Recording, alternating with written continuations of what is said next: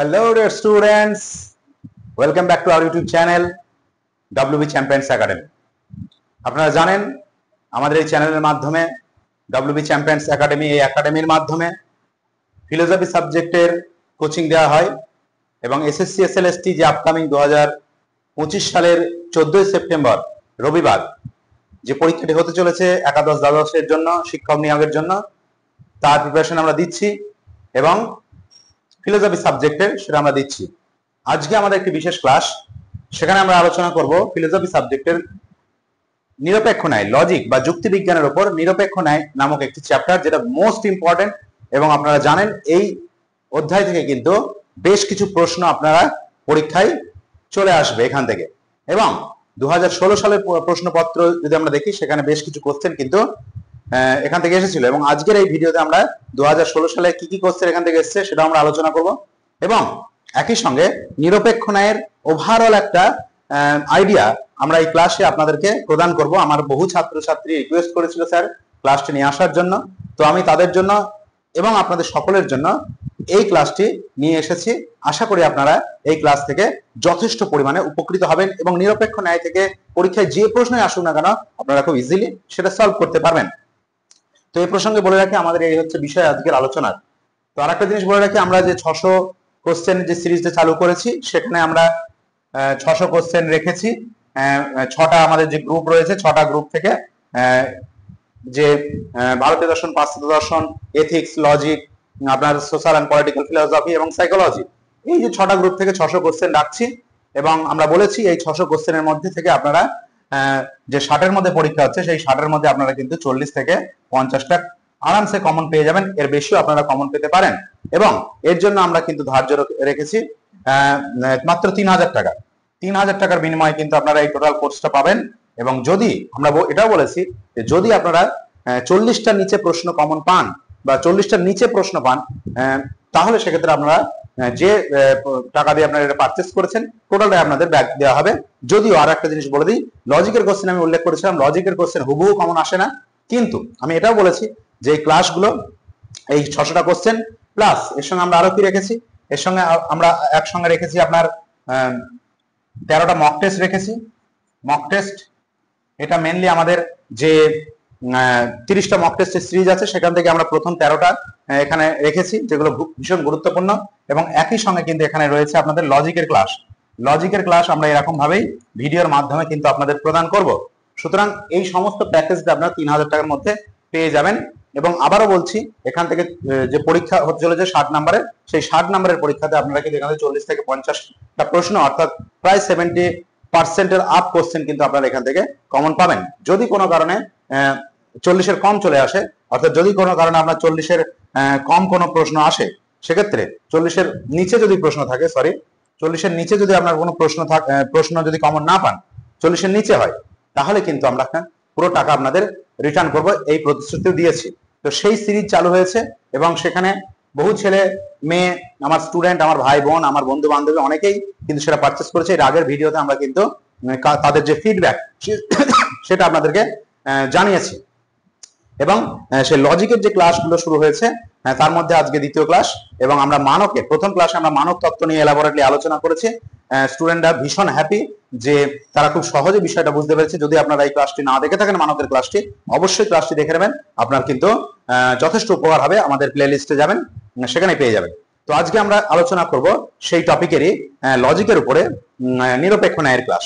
এবং নিরপেক্ষ ন্যায়টা ভীষণ গুরুত্বপূর্ণ আমাদের লজিকের ক্ষেত্রে। এখান থেকে আপনারা কিন্তু কমন পাবেনই পাবেন, বা এখান থেকে প্রশ্ন কিন্তু আসবেই আসবে, 2-3টে কোশ্চেন আসবে। আরেকটা জিনিস বলে দিই, অনেক স্টুডেন্ট আমাকে জিজ্ঞেস করছিলে যে স্যার কোশ্চেনের যে ফরমেশন, কোশ্চেনটা কেমন হতে পারে, মানে কোথা থেকে কত কোশ্চেন আসার একটা প্রবাবিলিটি রয়েছে, সেই জিনিসটা যদি একটু কাইন্ডলি স্যার আমাদেরকে একটু বলে দেন। তো এই জিনিসটা খুবই গুরুত্বপূর্ণ, যেটা আমাদের কিন্তু জানা প্রয়োজন, যে কোথা থেকে কি ধরনের কোশ্চেন আসতে পারে, সেই বিষয়ে আমি আপনাদেরকে একটু ছোট্ট আলোচনা করে তারপরেই লজিকে আসতে পারি। আমার যে অভিজ্ঞতা বা আমার যে ধারণা, তাতে আমি বলতে পারি আমাদের যে 6টা গ্রুপ আছে, একটু কাইন্ডলি মনোযোগ দিয়ে শুনবেন।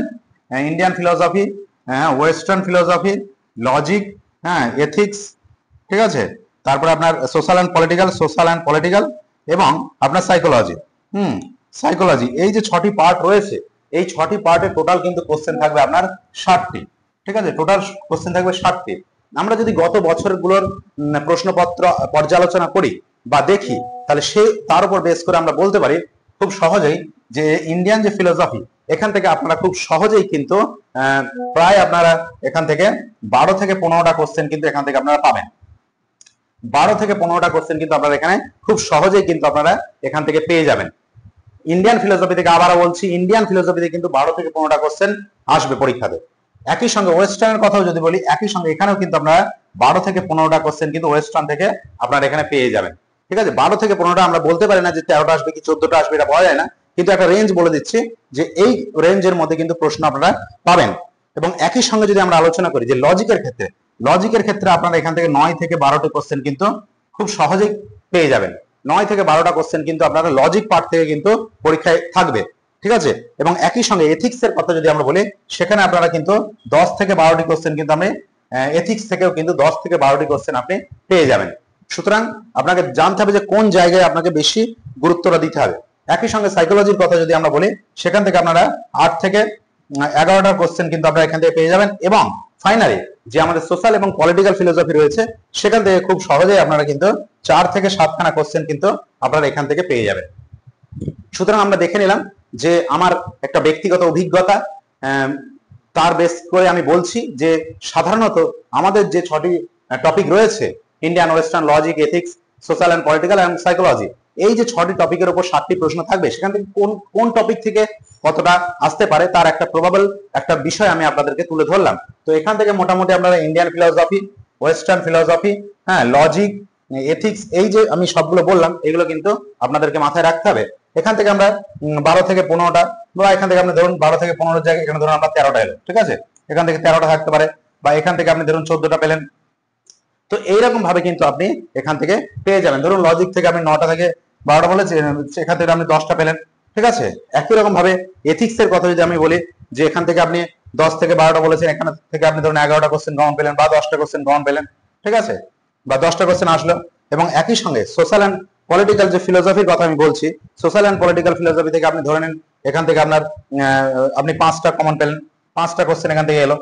এবং একই সঙ্গে আপনার সরি, সোশ্যাল অ্যান্ড পলিটিক্যাল হবে, এটা ভুল হয়েছে,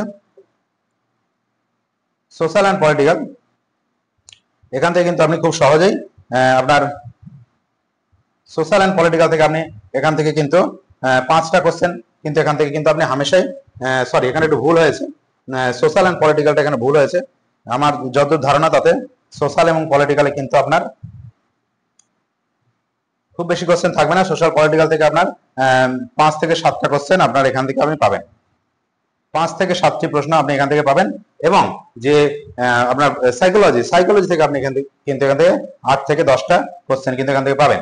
এবং এখানে যদি আমি 5খানা কোশ্চেন ধরি, আর এখানে মোটামুটি যদি আমরা আলোচনা করি, যদি এখান থেকে আপনার 9টা কোশ্চেন আসে, তাহলে মোটামুটি এইরকম একটা হতে পারে। সেক্ষেত্রে আমরা দেখতে পাই 17, 37, 47, আর এখানে মোটামুটি আপনার 14, মানে 60, 61। ঠিক আছে, এরকম একটা আপনার কিন্তু প্রবাবল আপনি এখান থেকে কিন্তু পেতে পারেন 60 নাম্বার, বা এখান থেকে হয়তো আমার যতদূর সম্ভাবনা এখান থেকে আপনি হয়তো সাইকোলজি থেকে হয়তো একটু দূরে কম দিল।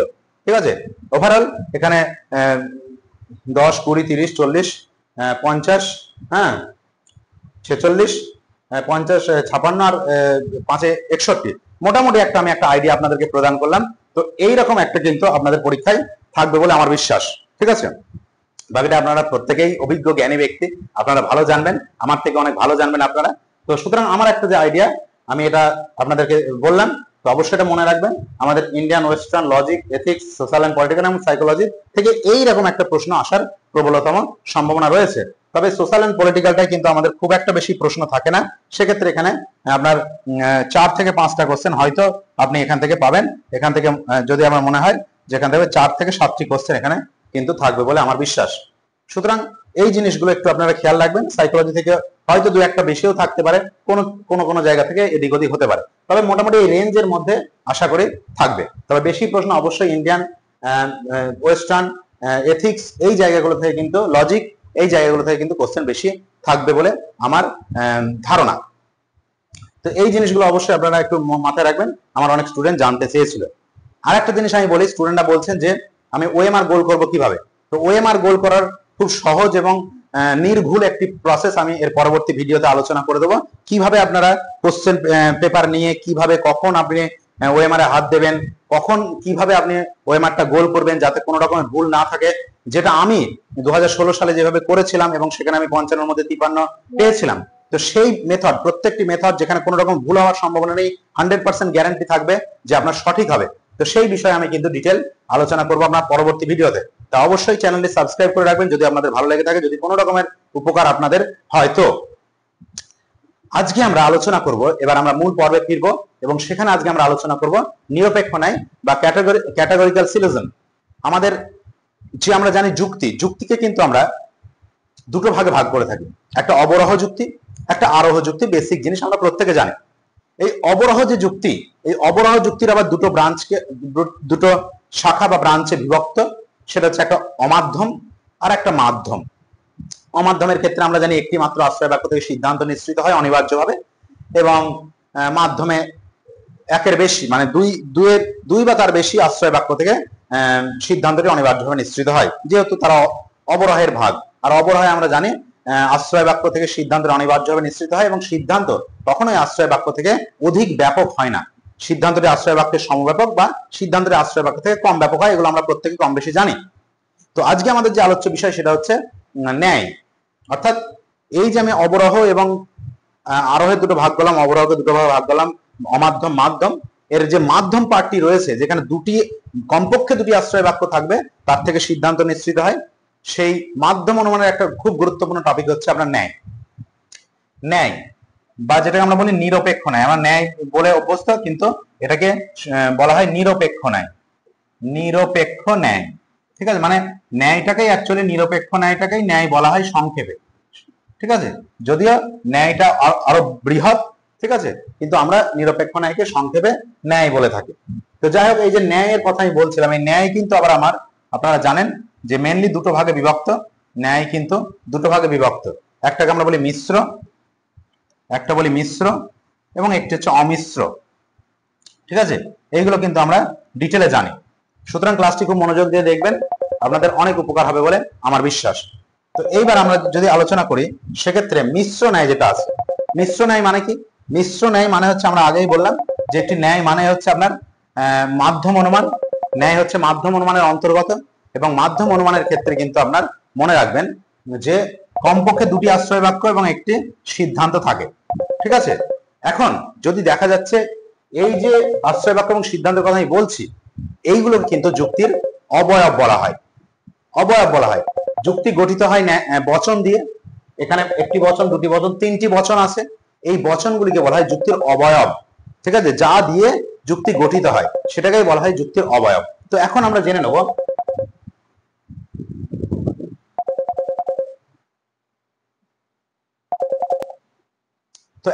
জেনে নেব যে এই যে বচন, তিনটে বচন নিয়ে যে আমাদের ন্যায় গঠিত হচ্ছে, বা মাধ্যম অনুমানের একটি গুরুত্বপূর্ণ পার্ট হচ্ছে ন্যায়। তো সেই বচনগুলির মধ্যে যদি দেখা যাক এটা 1 নম্বর বচন, 2 নম্বর বচন, 3 নম্বর বচন, তিনটে মিলে একটি ন্যায় গঠিত হয়েছে বা একটা যুক্তি গঠিত হয়েছে। এখন এই তিনটে বচন যদি একই রকমের হয়, মানে তিনটেই যদি নিরপেক্ষ হয়, বা তিনটে বচনে যদি প্রাকল্পিক হয়, বা তিনটে বচনে যদি একই ধরনের হয়, বৈকল্পিক হয়, অর্থাৎ এটাও বৈকল্পিক, এটাও বৈকল্পিক, এটাও বৈকল্পিক, বা প্রত্যেকটাই নিরপেক্ষ, বা প্রত্যেকটাই যদি প্রাকল্পিক হয়, তাহলে সেক্ষেত্রে সেই ধরনের যে ন্যায় সেটাকে বলা হয় অমিশ্র ন্যায়। মানে অমিশ্র, কোনো কিছু মেশানো নেই, অর্থাৎ তিনটে বচনই একই ধরনের রয়েছে, কোন রকম মিশিয়ে বলা নেই, অর্থাৎ এর মধ্যে মিশ্রণ নেই। ঠিক আছে, তিনটে বচনই একই ধরনের বচন। কিন্তু মিশ্র ন্যায় কি হয়? মিশ্র ন্যায় কিন্তু আপনার এই যে বচনগুলি একই প্রকারের হয় না, এর মধ্যে 2 রকম বা 3 রকম বচন কিন্তু মিশিয়ে থাকে। ঠিক আছে, ধরা যাক প্রথম আশ্রয় বাক্যটা হয়ে গেল বা প্রথম বচনটা হয়ে গেল আপনার প্রাকল্পিক বচন। ঠিক আছে, পরের গুলো হয়ে গেল নিরপেক্ষ বচন। ঠিক আছে, তাহলে কি দেখলাম? প্রথমটা যদি প্রাকল্পিক হয়, পরের গুলো যদি নিরপেক্ষ হয়, তাহলে কিন্তু এখানে প্রাকল্পিক এবং নিরপেক্ষ উভয় প্রকার বচন কিন্তু মিশিয়ে রয়েছে। সেই জন্য এই ধরনের যে ন্যায় তাকে বলে মিশ্র ন্যায়। তো এই মিশ্র ন্যায় আমরা জানি 3 রকম মেনলি ভাগে ভাগ করা হয়। একটা হচ্ছে প্রাকল্পিক নিরপেক্ষ ন্যায় বা মিশ্র প্রাকল্পিক ন্যায়, একটাকে বলা হয় বৈকল্পিক নিরপেক্ষ ন্যায় বা মিশ্র বৈকল্পিক ন্যায়, এবং আরেকটাকে বলা হয় দ্বিকল্প ন্যায়। এগুলো আমাদের আজকের আলোচনা নয়, আমি জাস্ট উল্লেখ করলাম, পরবর্তী ক্লাসে আমরা এগুলো আলোচনা করব। আর অমিশ্র ন্যায় যেটা আছে সেখানে কিন্তু আপনার তিনটে বচনই কিন্তু একই জাতীয় হয়, একই প্রকারের হয়। তিনটে যদি নিরপেক্ষ হয় তাহলে প্রত্যেকটাই নিরপেক্ষ হবে। এটা তিন ভাগে ভাগ করা হয়: নিরপেক্ষ ন্যায়, প্রাকল্পিক ন্যায়, বৈকল্পিক ন্যায়। ঠিক আছে, নিরপেক্ষ ন্যায়, প্রাকল্পিক ন্যায় এবং বৈকল্পিক ন্যায়। অর্থাৎ নিরপেক্ষ ন্যায়ের ক্ষেত্রে প্রত্যেকটি বচন, এই যে তিনটে বচনের কথা আমি বলছি, তিনটে বচনই কিন্তু নিরপেক্ষ বচন হবে।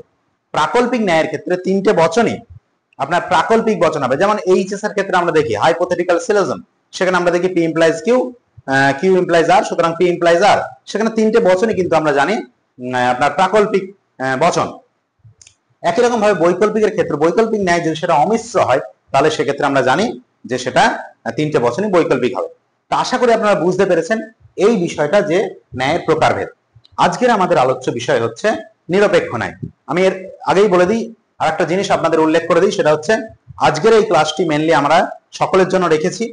পরবর্তী যে ক্লাসগুলো হবে সেগুলো শুধুমাত্র আমাদের সেই সমস্ত স্টুডেন্টদের জন্য হবে যারা আমাদের কাছে কোর্স নিয়েছেন, অর্থাৎ পেইড ব্যাচের জন্য আমরা লজিকের ক্লাসগুলো এলাবোরেটলি আলোচনা করব, ভীষণভাবে ব্যাখ্যা সহকারে, যাতে আপনাদের কোনো রকমের ভুল ত্রুটি না হয়। যদিও আমাদের এই যে লজিকের ক্লাস নেয় বা আগের মানব তত্ত্ব যারা দেখেছেন তারা জানেন যে ক্লাসের স্ট্যান্ডার্ডটি কেমন। আজকের ক্লাসটাও আপনার ভীষণ উপকার হবে, তো মনোযোগ দিয়ে দেখবেন। তো এবার আমরা আলোচনায় আসবো এই যে ন্যায়। ন্যায় মেনলি আমাদের এখানে তাহলে আমরা কি জানলাম, আমরা যে ন্যায়টা নিয়ে আজকে আলোচনা করব সেটা হচ্ছে নিরপেক্ষ ন্যায়। ঠিক আছে, আমরা যে ন্যায়টা নিয়ে আজকে আলোচনা করব সেই ন্যায়টার নাম হচ্ছে নিরপেক্ষ ন্যায়। নিরপেক্ষ ন্যায় খুব ইম্পর্টেন্ট একটি চ্যাপ্টার আমাদের এসএসসির জন্য তো বটেই, যারা ফিলোসফি নিয়ে চর্চা করছেন, লজিক নিয়ে চর্চা করছেন, তাদের জন্য ভীষণ গুরুত্বপূর্ণ এই চ্যাপ্টারটি বা নিরপেক্ষ ন্যায় নামক এই অধ্যায়টি। এবং যারা 12 বা 11 পড়ছো, যাদের এই টপিকটি রয়েছে, বা যারা এসএসসি এসএলএসটি জন্য প্রিপারেশন নিচ্ছেন, বা পিএসসির জন্য প্রিপারেশন নিচ্ছেন, অ্যাসিস্ট্যান্ট টিচার, মাদ্রাসা সার্ভিস কমিশন, নেট সেট, প্রত্যেকের জন্য কিন্তু খুব গুরুত্বপূর্ণ হতে চলেছে এই ক্লাসটি। তাই প্রয়োজন হলে অবশ্যই দেখবেন। এবং হ্যাঁ, অবশ্যই চ্যানেলটি সাবস্ক্রাইব করতে ভুলবেন না, কারণ আপনাদের সাপোর্টই কিন্তু আমাদের একমাত্র সম্পদ এই প্ল্যাটফর্মে এগিয়ে যাওয়ার জন্য। তো যাই হোক, নিরপেক্ষ ন্যায়, তাহলে একটু আগে আমি কি বললাম, ন্যায় মানেই একটি মাধ্যম অনুমান, আর মাধ্যম অনুমান মানেই সেখানে মিনিমাম তিনখানা টোটাল বচন থাকবে। টোটাল বচন মিনিমাম কমপক্ষে তিনটে থাকবে, তার মধ্যে দুটো আশ্রয় বাক্য, একটা সিদ্ধান্ত, তিনটের বেশিও থাকতে পারে। কিন্তু যদি একটি আশ্রয় বাক্য, একটি সিদ্ধান্ত, অর্থাৎ যদি দুটো বচন থাকে, ভালো করে শুনুন, দুটো বচন, তাহলে সেটা অমাধ্যম হয়ে যাবে, অমাধ্যম। আর মাধ্যম কখন হবে? মাধ্যম হবে কমপক্ষে তিনটে বচন থাকবে, তিনটে বচন, যার প্রথম দুটো হচ্ছে আশ্রয় বাক্য এবং শেষেরটা হচ্ছে সিদ্ধান্ত, কমপক্ষে। এই যে এটাকে অমাধ্যম বলা হয় কারণ এই আশ্রয় বাক্য থেকে সিদ্ধান্তে আসার মধ্যে কোন রকম মাধ্যম বচন কিন্তু এখানে থাকে না, সেই জন্য এটাকে বলা হয় অমাধ্যম। কিন্তু এখানে প্রধান আশ্রয় বাক্য থেকে সিদ্ধান্তে আসার জন্য একটা মাধ্যম বচন থাকে, ঠিক আছে, কমপক্ষে একটি মাধ্যম বচন থাকে, তাই এটাকে বলা হয় মাধ্যম অনুমান। এবং এই মাধ্যম অনুমানের ক্ষেত্রে মেনলি মাধ্যম অনুমানের ক্ষেত্রে আপনার যে মাধ্যম অনুমানে আপনার তিনটে বচন থাকবে, যে মাধ্যম অনুমানে আমরা তিনটে বচন থাকবে, সেই মাধ্যম অনুমানকে আমরা জানি ন্যায় বলা হয়। ঠিক আছে, ন্যায়ের ডিটেল বিবরণ আমি দিলাম। এইবার আমাদের আজকের আলোচ্য বিষয় হচ্ছে নিরপেক্ষ ন্যায়। নিরপেক্ষ ন্যায়ে যদি আমরা প্রবেশ করি তাহলে সেক্ষেত্রে আমরা দেখে নেব যে নিরপেক্ষ ন্যায়ের ক্ষেত্রে সেই একই রকম রুলস এখানেও লাগু হবে। কি জিনিস? এখানেও কিন্তু সে তিনটে আপনার বচন থাকবে। বোঝা গেল? এই জিনিসটা প্রত্যেকের ক্লিয়ার, কেন নিরপেক্ষ ন্যায় তিনটে বচন থাকবে আমরা প্রত্যেকে বুঝে গিয়েছি আপাতত, কারণ নিরপেক্ষ ন্যায় এক ধরনের ন্যায় এবং ন্যায় যেহেতু একটা মাধ্যম অনুমান। তো এবার আমরা আলোচনা করব নিরপেক্ষ ন্যায়ের যে বিভিন্ন রকমের গঠন নিয়ে আমি আলোচনা করব। নিরপেক্ষ ন্যায় তৈরি করতে গেলে আমাদের কি কি প্রয়োজন হয়। তো ইতিমধ্যে আমরা জেনে গিয়েছি যে নিরপেক্ষ ন্যায়ের ক্ষেত্রে কিন্তু আপনার এক ধরনের ন্যায় এবং সেটা মাধ্যম অনুমান, এবং অবশ্যই অবরোহের মধ্যে পড়ছে। এবং সেক্ষেত্রে অবরোহের যে প্রধান বৈশিষ্ট্য, অর্থাৎ আপনার আশ্রয় বাক্য থেকে সিদ্ধান্তটি অনিবার্যভাবে নিঃসৃত হবে, ডাইরেক্ট চলে আসবে, এবং সিদ্ধান্তটি কখনোই আশ্রয় বাক্য থেকে বেশি বলে ফেলবে না, মানে সিদ্ধান্ত সবসময় কম বলবে অথবা সমান বলবে আশ্রয় বাক্য থেকে, কখনোই আশ্রয় বাক্য থেকে বেশি বলে ফেলবে না, তাহলে কিন্তু সেটা আরোহ হয়ে যাবে। এবং আমরা জানি এটা একটা আকারগত দিককে বেশি করে ফলো করা হয়। আকারটা মানে এর যে ফরমেশন এটা ঠিক আছে কিনা, এখানে বাস্তব বিষয়ের সঙ্গে তার মিল রয়েছে কিনা, এটা কিন্তু এখানে বিচার্য বিষয় নয়, যেহেতু এটা অবরোহের মধ্যে পড়ছে, অবরোহ মাধ্যম অনুমানের মধ্যে পড়ছে, নিরপেক্ষ ন্যায় বা আমরা এখানে সংক্ষেপে ন্যায় বলে সম্বোধন করব।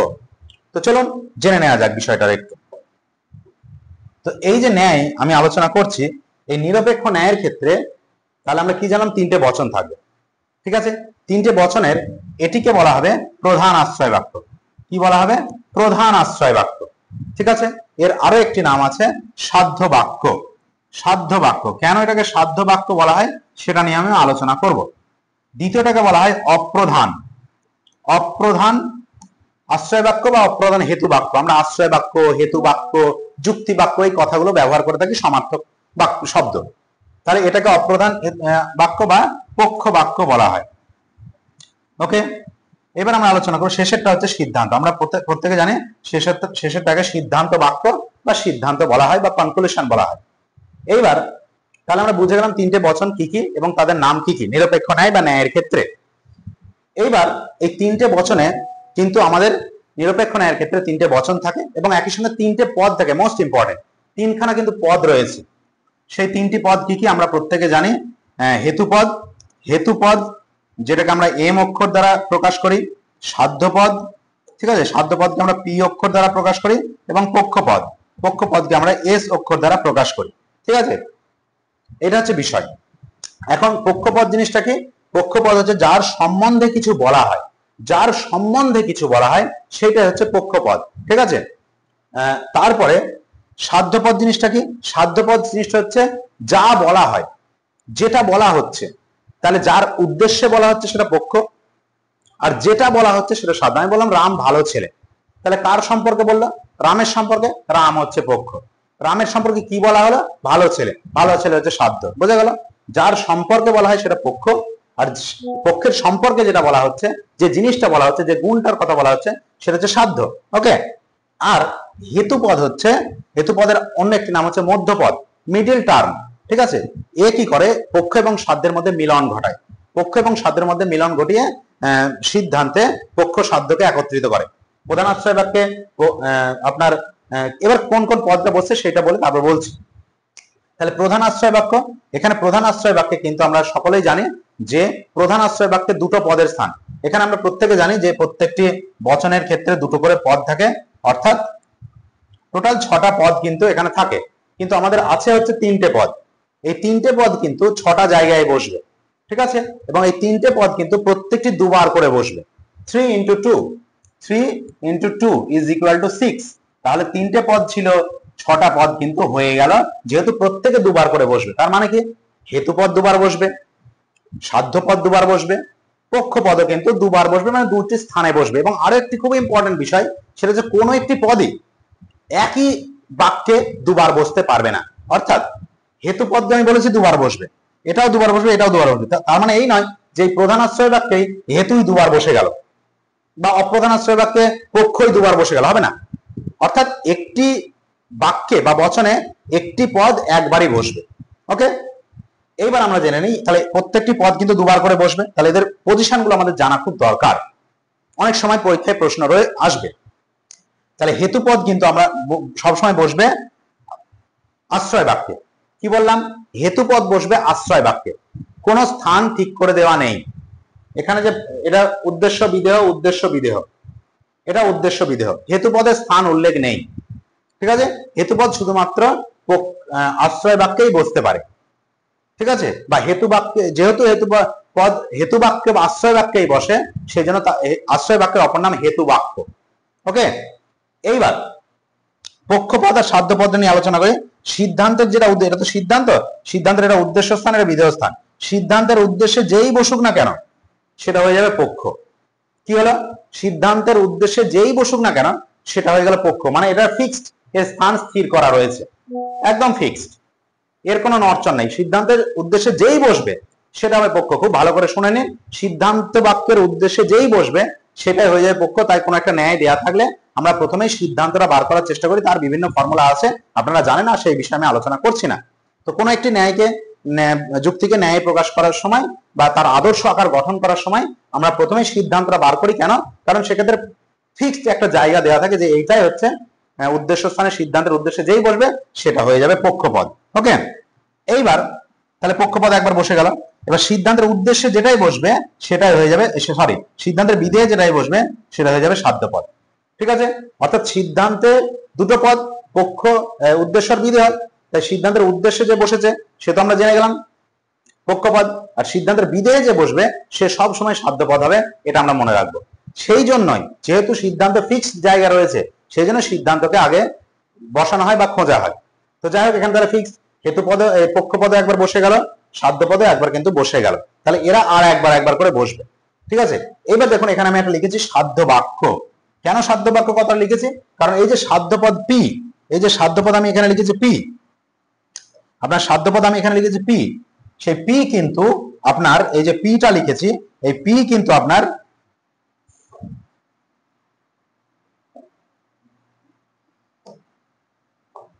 এই পি কিন্তু আপনার প্রধান আশ্রয় বাক্যে বসবে। পি কিন্তু প্রধান আশ্রয় বাক্যে বসবে। কোথায় বসবে ঠিক বলা নেই, সে উদ্দেশ্যেও বসতে পারে, বিধেয়েও বসতে পারে। আমি তর্কের খাতিরে বা আলোচনার সুবিধার্থে ধরে নিলাম এটা বিধেয় স্থানে বসবে। সরি, আমি আলোচনার খাতিরে ধরে নিচ্ছি এটা কিন্তু আপনার বিধেয় স্থানে বসবে। ঠিক আছে, তার মানে এখানে হয়ে গেল আপনার কি হলো, পি, তাই না? এখানে পি সাধ্য বসে গেল, আমি এটা ধরে নিলাম। তাহলে পক্ষপদ কোথায়, সাধ্যপদ কোথায় কোথায় বসবে? খুব সহজ, পরীক্ষায় কিন্তু আসে। পক্ষপদ সাধ্যপদ কিন্তু বসে হচ্ছে আপনার সিদ্ধান্তের বিধেয় স্থানে এবং প্রধান আশ্রয় বাক্যের যে কোনো স্থানে বা প্রধান হেতু বাক্যের যে কোনো স্থানে। যেহেতু প্রধান হেতু বাক্যে সাধ্যপদ বসে তাই এর অপর নাম হচ্ছে সাধ্য বাক্য। এখানে কোথায় বসবে ঠিক নেই, আমি তর্কের খাতিরে বা আলোচনার সুবিধার্থে এখানে বিধেয় স্থানে বসিয়ে নিয়েছি। ঠিক আছে, সেটা উদ্দেশ্যও বসতে পারতো, কোনো অসুবিধা নেই, কিন্তু এখানে ফিক্সড বলা নেই যে কোথায় বসবে। এইখানে কিন্তু ফিক্সড সিদ্ধান্তে বলা রয়েছে, আমি আলোচনার জন্য জাস্ট এখানে বসালাম। তাহলে আপনার সাধ্যপদের অবস্থান হয়ে গেল, দুবার বসে গেল, চাপ নেই আর। পক্ষপদে একবার বসেছে এস, আর পক্ষপদ কোথায় বসবে বলুন তো? দেখুন আপনারা বুঝে গিয়েছেন, দেখুন এখানে পক্ষ বাক্য লেখা রয়েছে, তাহলে অপ্রধান আশ্রয় বাক্যের অপর নাম হচ্ছে পক্ষ বাক্য। সেই জন্য অপ্রধান আশ্রয় বাক্যে কিন্তু পক্ষপদ বসবে। ঠিক আছে, অপ্রধান আশ্রয় বাক্যের যে কোনো একটি স্থানে পক্ষপদ বসবে, এখানেও জায়গা স্থির করে বলা নেই, আমি আলোচনার সুবিধার্থে ধরে নিচ্ছি পক্ষপদ আপনার এখানেই বসবে। পক্ষপদ আপনার এখানেই বসলো, তার মানে এস, তাহলে এখানে এস বসলো, এখানে এস বসলো, এখানে পি বসলো, এখানে পি বসলো। বুঝতে পারছেন? পক্ষপদ এস এস, পক্ষপদ এখানেও বসতে পারতো, কোনো সমস্যা নাই, কিন্তু আমি আলোচনার জন্য এখানে বসিয়ে নিলাম। আমি এখানে বসাতে পারতাম, কোনো চাপ নেই, কারণ অপ্রধান আশ্রয় বাক্যে পক্ষপদ কোথায় বসবে স্থির করা নেই। হ্যাঁ, স্থির হবে সেটাও নিয়ে আমি আলোচনা করব, কিন্তু সাধারণত বলে দেওয়া নেই।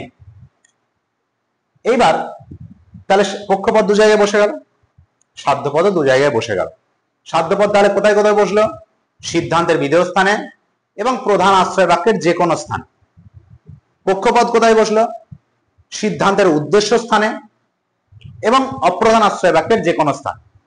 সেই জন্য যেহেতু প্রধান আশ্রয় বাক্যে সাধ্যপদ বসে, তাই প্রধান আশ্রয় বাক্যের অপর নাম সাধ্য বাক্য। যেহেতু অপ্রধান আশ্রয় বাক্যে পক্ষপদ বসে, তাই অপ্রধান আশ্রয় বাক্যের অপর নাম হচ্ছে পক্ষ বাক্য। আশা করি বুঝতে পেরেছেন। এবং দেখুন এইটুকু ক্লিয়ার আপনাদের। দুটো জায়গা বাকি রয়েছে, এই জায়গাটা আর এই জায়গাটা। তাহলে এই জায়গায় কে বসবে বলুন তো?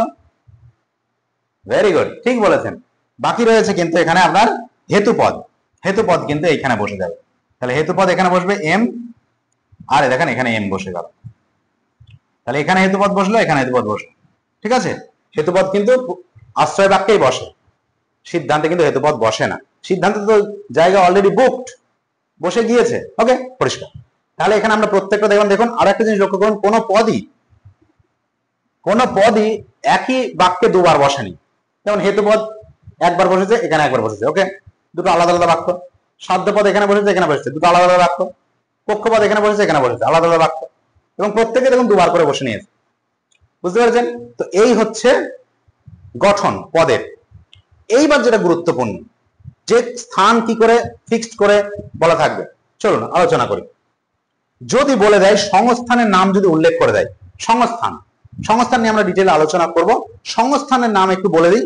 সংস্থানের নাম যদি উল্লেখ করে দেয়, যে বললো দ্বিতীয় সংস্থান, দ্বিতীয়, সেকেন্ড ফিগার, ঠিক আছে, সেকেন্ড ফিগার বলে দিল, দ্বিতীয় সংস্থান, তখন কিন্তু আপনার ফিক্সড হয়ে গেল। কেন ফিক্সড হলো? কারণ আমরা জানি, আমরা আলোচনা করব, সেক্ষেত্রে আমরা জানি যে এই যে সংস্থানের ক্ষেত্রে, দ্বিতীয় সংস্থানের ক্ষেত্রে এই আকারটি হয় যেখানে হেতু পদের স্থান স্থির আছে, আর সিদ্ধান্ত যেটা আছে সেখানেও কিন্তু এদের স্থান স্থির রয়েছে, ঠিক আছে। সেক্ষেত্রে কিন্তু আপনি ইজিলি বলতে পারবেন যে দ্বিতীয় সংস্থান যদি আপনাকে প্রশ্ন করা হয়, দ্বিতীয় সংস্থানের সাধ্যপদ আশ্রয় বাক্যের কোথায় বসে? সাধ্যপদ পি, সিদ্ধান্ত তো এখানেই বসে, কিন্তু প্রশ্ন করেছে আশ্রয় বাক্যের কোথায় বসে, তাহলে সাধ্যপদ প্রধান আশ্রয় বাক্যে বসে। এবং দ্বিতীয় সংস্থান বলে দিয়েছে, মানে এখানে হেতু পদের স্থান ফিক্সড, মানে সংস্থান মানে হেতু পদের স্থান হেতু বাক্যে ফিক্সড। তাহলে এখানে আপনি সহজে বলুন তো যে দ্বিতীয় সংস্থানে সাধ্যপদ প্রধান আশ্রয় বাক্যের কোথায় বসবে? ভেরি গুড, এই তো আপনার উদ্দেশ্যে বসবে, কারণ এই জায়গাতে বসার তো উপায় না, এত ফাঁকা নেই জায়গা, কারণ দ্বিতীয় সংস্থান বলে দিয়েছে, সুতরাং এম তো বিধেয় স্থানেই বসবে। একই রকম ভাবে দ্বিতীয় সংস্থানে আপনার হেতু পক্ষপদ অপ্রধান আশ্রয় বাক্যেরও উদ্দেশ্য স্থানেই বসবে।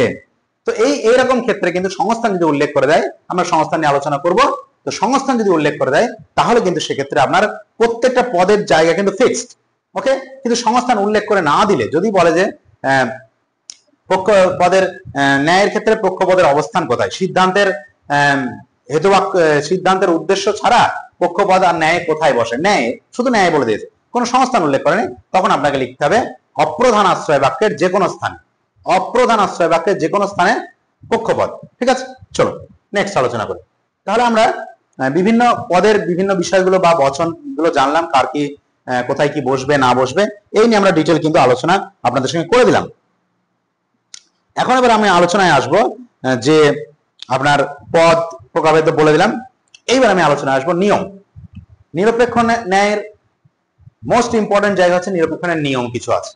এই নিয়মগুলো যদি আপনি ঠিকভাবে না মেনে চলেন তাহলে কিন্তু নিরপেক্ষ ন্যায় দোষ দেখা দেবে, এবং আপনাকে সঠিকভাবে নিরপেক্ষ ন্যায়কে রিপ্রেজেন্ট করতে গেলে নিয়মগুলো অবশ্যই আপনাকে ঠোঁটস্থ রাখতে হবে, প্রত্যেকটি নিয়ম।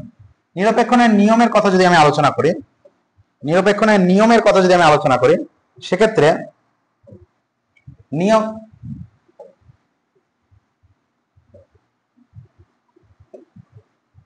নিরপেক্ষ ন্যায়ের নিয়মের কথা যদি আমি আলোচনা করি,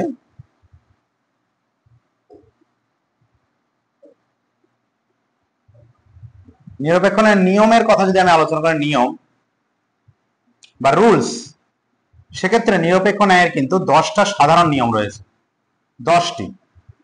10টি কিন্তু আপনার সাধারণ নিয়ম রয়েছে নিরপেক্ষ ন্যায়ের ক্ষেত্রে, ওকে। তো নিরপেক্ষ ন্যায়ের 10টি সাধারণ নিয়ম কিন্তু আমাদের কিন্তু জানতে হবে। এই নিয়মগুলো আপনার জন্য ভীষণ গুরুত্বপূর্ণ। এর মধ্যে প্রথম দুটিকে বলা হয় আপনার গঠন সংক্রান্ত নিয়ম, তার পরবর্তী 5টাকে বলা হয় আপনার বৈধতা সংক্রান্ত নিয়ম, এবং শেষে যে 3টি রয়েছে সেটিকে বলা হয় অনুসিদ্ধান্ত। এগুলো আপনারা সমস্ত বইয়ে পেয়ে যাবেন, বইটা দেখে নেবেন, অসুবিধা নেই। যে জায়গাগুলো অসুবিধা আমি সেগুলো আপনাদের সঙ্গে ডিটেল একদম পুঙ্খানুপুঙ্খ বলতে পারেন, একদম চুলচেরা বিশ্লেষণ করছি। বুঝতে না পারলে অবশ্যই আপনারা আমাকে কমেন্ট করবেন, ফোন করবেন, আমি কিন্তু আপনাদেরকে বিষয়গুলো বুঝিয়ে দেওয়ার চেষ্টা করব। তো নিয়ম 10খানা আমাদের কিন্তু মনে রাখতে হবে। প্রথম নিয়ম কি আছে? প্রথম নিয়মে আমরা জানি নিরপেক্ষ ন্যায়ের পদ সংক্রান্ত। কটি পদ থাকে?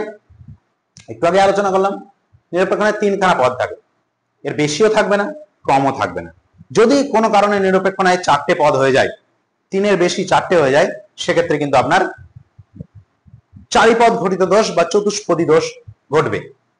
অর্থাৎ নিরপেক্ষ ন্যায়ের 4টে পদ যদি এখানে চলে আসে, বোঝা গেল 1 নম্বর নিয়ম। বা যদি নিরপেক্ষ ন্যায়ের আপনার 3টে পদ আছে কিন্তু কোনো পদের বিরুদ্ধ পদ ব্যবহার করা হয়েছে, আমরা বিবর্তনের ক্ষেত্রে জানি যে বিরুদ্ধ পদ ব্যবহার করা হয়, কিন্তু অ্যাকচুয়ালি সেটা কিন্তু পদ নয়, সেটা একই পদের বিরুদ্ধ পদ, সেক্ষেত্রে কিন্তু আমরা জানি 2টো পদই থাকে, সেক্ষেত্রে কিন্তু আর নিরপেক্ষ ন্যায় থাকবে না, সেটা অমাধ্যম অনুমান হয়ে যাবে। তো যদি কম থেকে যায়, নিরপেক্ষ ন্যায়ের 3টে পদ থাকার কথা কিন্তু যদি 4টে পদ হয়ে যায়, সেক্ষেত্রে চারিপদ ঘটিত দোষ বা চতুষ্পদী দোষ আমরা জানি, 4 পদ ঘটিত দোষ। ঠিক আছে। আর যদি কম কম থেকে যায়, 3 এর কম হয়ে যায়, সেক্ষেত্রে অমাধ্যম অনুমান হয়ে যাবে। আবর্তন বিবর্তনের ক্ষেত্রে আমরা জানি সেখানে দুটো পদ থাকে এবং দুটোই এদিক ওদিক করে ইউজ করা হয়। আমরা আবর্তন বিবর্তনের ডিটেইল অ্যানালিসিস আনবো, কারণ আবর্তন বিবর্তনটা ভীষণ গুরুত্বপূর্ণ। এই অধ্যায় থেকে আবর্তন বিবর্তন থেকে পরীক্ষায় আসবেই প্রশ্ন, যেমন নিরপেক্ষ ন্যায় থেকে আসবে, আবর্তন বিবর্তন থেকেও আসবে। আমি বলেছি আপনাদের জন্য ক্লাস আনবো, যারা পেইড ব্যাচে আছেন আমি ডিটেইলে আলোচনা করছি। যদিও এই ক্লাসটি আমি সবার জন্য রেখেছি যাতে অনেকের উপকার হয়, এবং আমাদের 600 যে এমসিকিউ মেন 600 যে কোশ্চেন, সেইটার জন্য আমরা স্পেশালি এই ক্লাসটা রেখেছি, এবং সেগুলো আপনারা এখান থেকে বুঝে যেতে পারবেন। কারণ অনেক আমার ভাই বোন, আমার বন্ধু বান্ধবী, আমার ছাত্রছাত্রী অনেকেরই প্রবলেম হচ্ছে লজিক নিয়ে, সেই জন্যই আমার এই উদ্যোগ, যদিও আমার আগে লজিকের ক্লাস রয়েছে। এইবার আমি চারিপদ ঘটিত দোষ। এখন এই চারিপদ ঘটিত দোষ অ্যাকচুয়ালি বিভিন্ন রকম অনেকার্থ দোষ হয়, অনেকার্থ দোষ, অনেকার্থ, ঠিক আছে, অনেকার্থ দোষ। আমি দোষ নিয়ে ডিটেইল একটু পরে আলোচনা করব। তো অনেকার্থক দোষ কি হয়, যখন কোনো একটি পদের, ধরুন হেতুপদ দু জায়গায় বসে, সাধ্যপদ দু জায়গায়, পক্ষপদ দু জায়গায়, তাহলে 3টে পদ, কিন্তু দেখা যাচ্ছে হেতুপদ যে দু জায়গায় বসেছে সেই হেতুপদ দুই জায়গায় দুটো ভিন্ন ভিন্ন অর্থ প্রকাশ করছে। হয়তো প্রধান আশ্রয় বাক্যে হেতুপদ এক ধরনের অর্থ প্রকাশ করছে। ধরুন আমি বললাম রবি, র বয়স্য, রবি। এখন এই রবি পদটি ধরুন আপনার হেতুপদ। এই রবি পদটি যদি আপনার প্রধান আশ্রয় বাক্যে রয়েছে, অপ্রধানেও রয়েছে, হেতুপদ আমরা জানি আশ্রয় বাক্যে থাকে। এখন যদি রবি পদটি যদি প্রধান আশ্রয় বাক্যে কোনো, হয়তো দেখা যাচ্ছে কোনো ব্যক্তির নামকে উল্লেখ করছে, আর এই রবি পদটি অপ্রধান হেতু বাক্যে দেখা যাচ্ছে রবি মানে সূর্য, তাকে নির্দেশ করছে, তার মানে দু জায়গায় রবি আছে কিন্তু দু জায়গায় দুই রকম অর্থ প্রকাশ করছে। তাহলে সেক্ষেত্রে তাকে একটা পদ ধরা হবে না, তাকে পৃথক দুটো পদ ধরা হবে, কারণ সেটা ভিন্ন অর্থবোধক, অনেকার্থক হয়ে যাচ্ছে।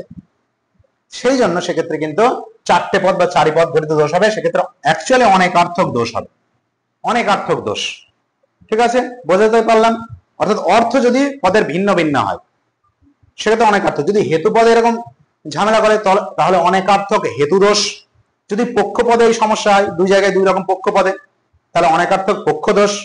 এবং একই সঙ্গে যদি সাধ্য পদে এরকম দুই জায়গায় দুই রকম অর্থ প্রকাশ করে, অনেকার্থক সাধ্য দোষ।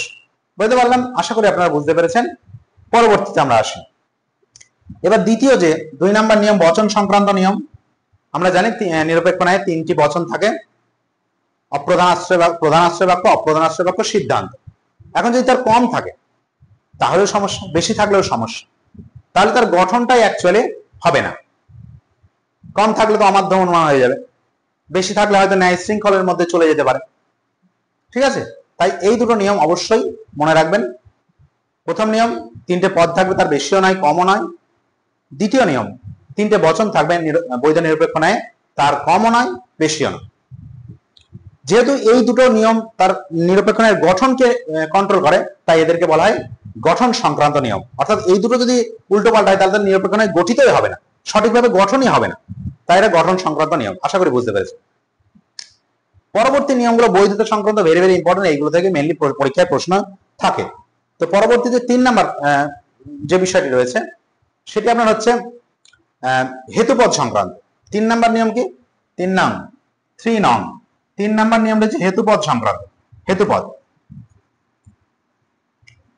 হেতুপদ সংক্রান্ত খুব গুরুত্বপূর্ণ। আমরা জানি নিরপেক্ষ ন্যায় হেতুপদ হেতু বাক্যে বসে, উভয় হেতু বাক্যে বা উভয় আশ্রয় বাক্যে, প্রধান আর অপ্রধানে বসে, সিদ্ধান্তে বসে না। তাহলে এই হেতুপদ যেখানে বসছে দু জায়গার মধ্যে এক জায়গায় অন্তত ব্যাপ্য হতেই হবে। আমরা ব্যাপ্য নিয়ে আমরা সকলে জানি।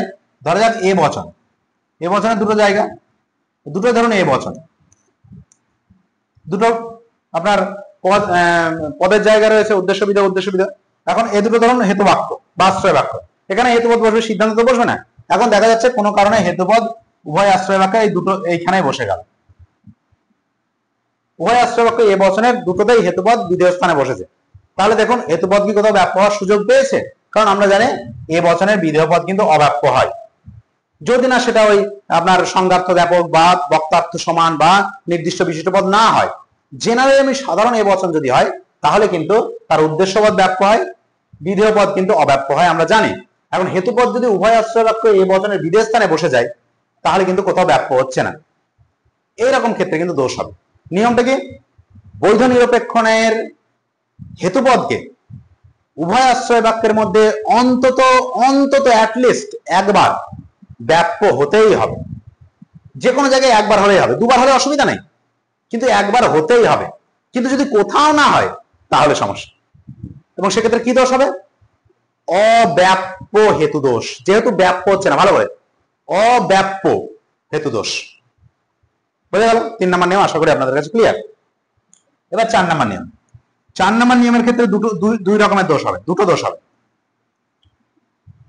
4 নম্বর নিয়মে বলা হচ্ছে যে পদ আশ্রয় বাক্যে ব্যাপ্য হয়নি, যে পদ আশ্রয় বাক্যে ব্যাপ্য হয়নি সেই পদ সিদ্ধান্তে ব্যাপ্য হতে পারবে না। ফর এক্সাম্পল আমি যদি ধরি এরকম, ধরুন এ এ এ, ঠিক আছে? এক্ষেত্রে আমি যদি ধরি 3টে বচন, যে পদ আশ্রয় বাক্যে ব্যাপ্য হয়নি সেই পদ সিদ্ধান্তে, সিদ্ধান্তে ব্যাপ্য হতে পারবে না। মানে কি? তাহলে সিদ্ধান্তে যে পদ দুটো আছে সেই পদ নিয়ে আলোচনা হচ্ছে, সেই পদ নিয়ে আলোচনা হচ্ছে। তার মানে এখানে সাধ্যপদ আর পক্ষপদের ব্যাপারটা চলে আসে। তাহলে সাধ্যপদ আমরা জানি এখানে থাকে, সরি পক্ষপদ এখানে, সাধ্যপদ এখানে। ওকে, এখন দেখা যাচ্ছে এখানে সাধ্যপদ ব্যাপ্য হয়ে গেছে, সরি পক্ষপদ ব্যাপ্য হয়ে গেছে। আমরা জানি এই বচনের উদ্দেশ্য ব্যাপ্য। এখন পক্ষপদ যদি কোনো কারণে এইখানে বসে পড়ে, কারণ আমরা জানি পক্ষপদ অপ্রধানে বসে আর সিদ্ধান্তদের উদ্দেশ্য স্থানে বসে আর অপ্রধানে বসে। তাহলে যদি অপ্রধান আশ্রয় বাক্যে এ বচনের বিধেয় স্থানে পক্ষপদ চলে আসে তাহলে দেখুন এখানে ব্যাপ্য হয়নি, কারণ এই বচনে বিধেয় পদ অব্যাপ্য। তাহলে এইখানে হয়নি কিন্তু এখানে হয়ে গিয়েছে, তাহলে দোষ হবে। 4 নম্বর নিয়মে কি বলা হচ্ছে? যে পদ আশ্রয় বাক্যে ব্যাপ্য হয়নি সেই পদটি এখানে হয়নি, তাহলে সেই পদটি সিদ্ধান্তে ব্যাপ্য হতে পারবে না, এটা নিয়ম। কিন্তু যদি যে পদে আশ্রয় ব্যাপ্য হয়নি সেই পদটি সিদ্ধান্তে ব্যাপ্য হয়ে যায় তাহলে দোষ। বুঝে গেল? যদি এরকম পক্ষপদ নিয়ে ঝামেলা হয় তাহলে অবৈধ পক্ষ দোষ, অবৈধ, আগেরটা বললাম অব্যাপ্য হেতু দোষ, যেহেতু ব্যাপ্য নিয়ে সমস্যা, আর এখানে হচ্ছে অবৈধ পক্ষ দোষ। আর এই ঘটনায় যদি আপনার যদি এরকম হয়, ধরুন এ ই ই, ঠিক আছে, এরকম যদি হয় সেক্ষেত্রে ধরুন কোনো কারণে এটা এখানে সাধ্য বসেছে, এখানে সাধ্য বসেছে, ঠিক আছে, তাহলে দেখুন এখানে কিন্তু ব্যাপ্য হয়নি সাধ্যপদ, কিন্তু এখানে হয়ে গিয়েছে। তাহলে আশ্রয় বাক্যে ব্যাপ্য না হয় সিদ্ধান্তে ব্যাপ্য হয়ে গিয়েছে, ঠিক আছে? অর্থাৎ আপনি চুরি করেননি, আপনাকে বলছে চোর, আপনি কি মেনে নেবেন? নেবেন না, তাই না? সুতরাং এটাও সেই রকম যে ব্যাপ্য না হয়ে যদি ব্যাপ্য হয়ে যায় তাহলে সমস্যা।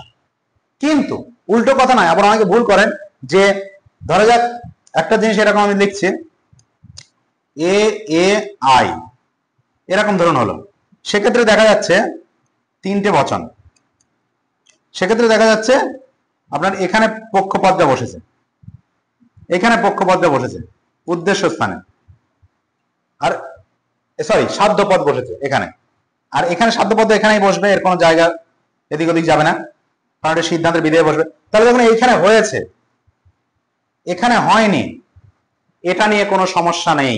অনেকে এই জায়গাটা বুঝতে পারেন না, এটা নিয়ে কোনো সমস্যা নেই।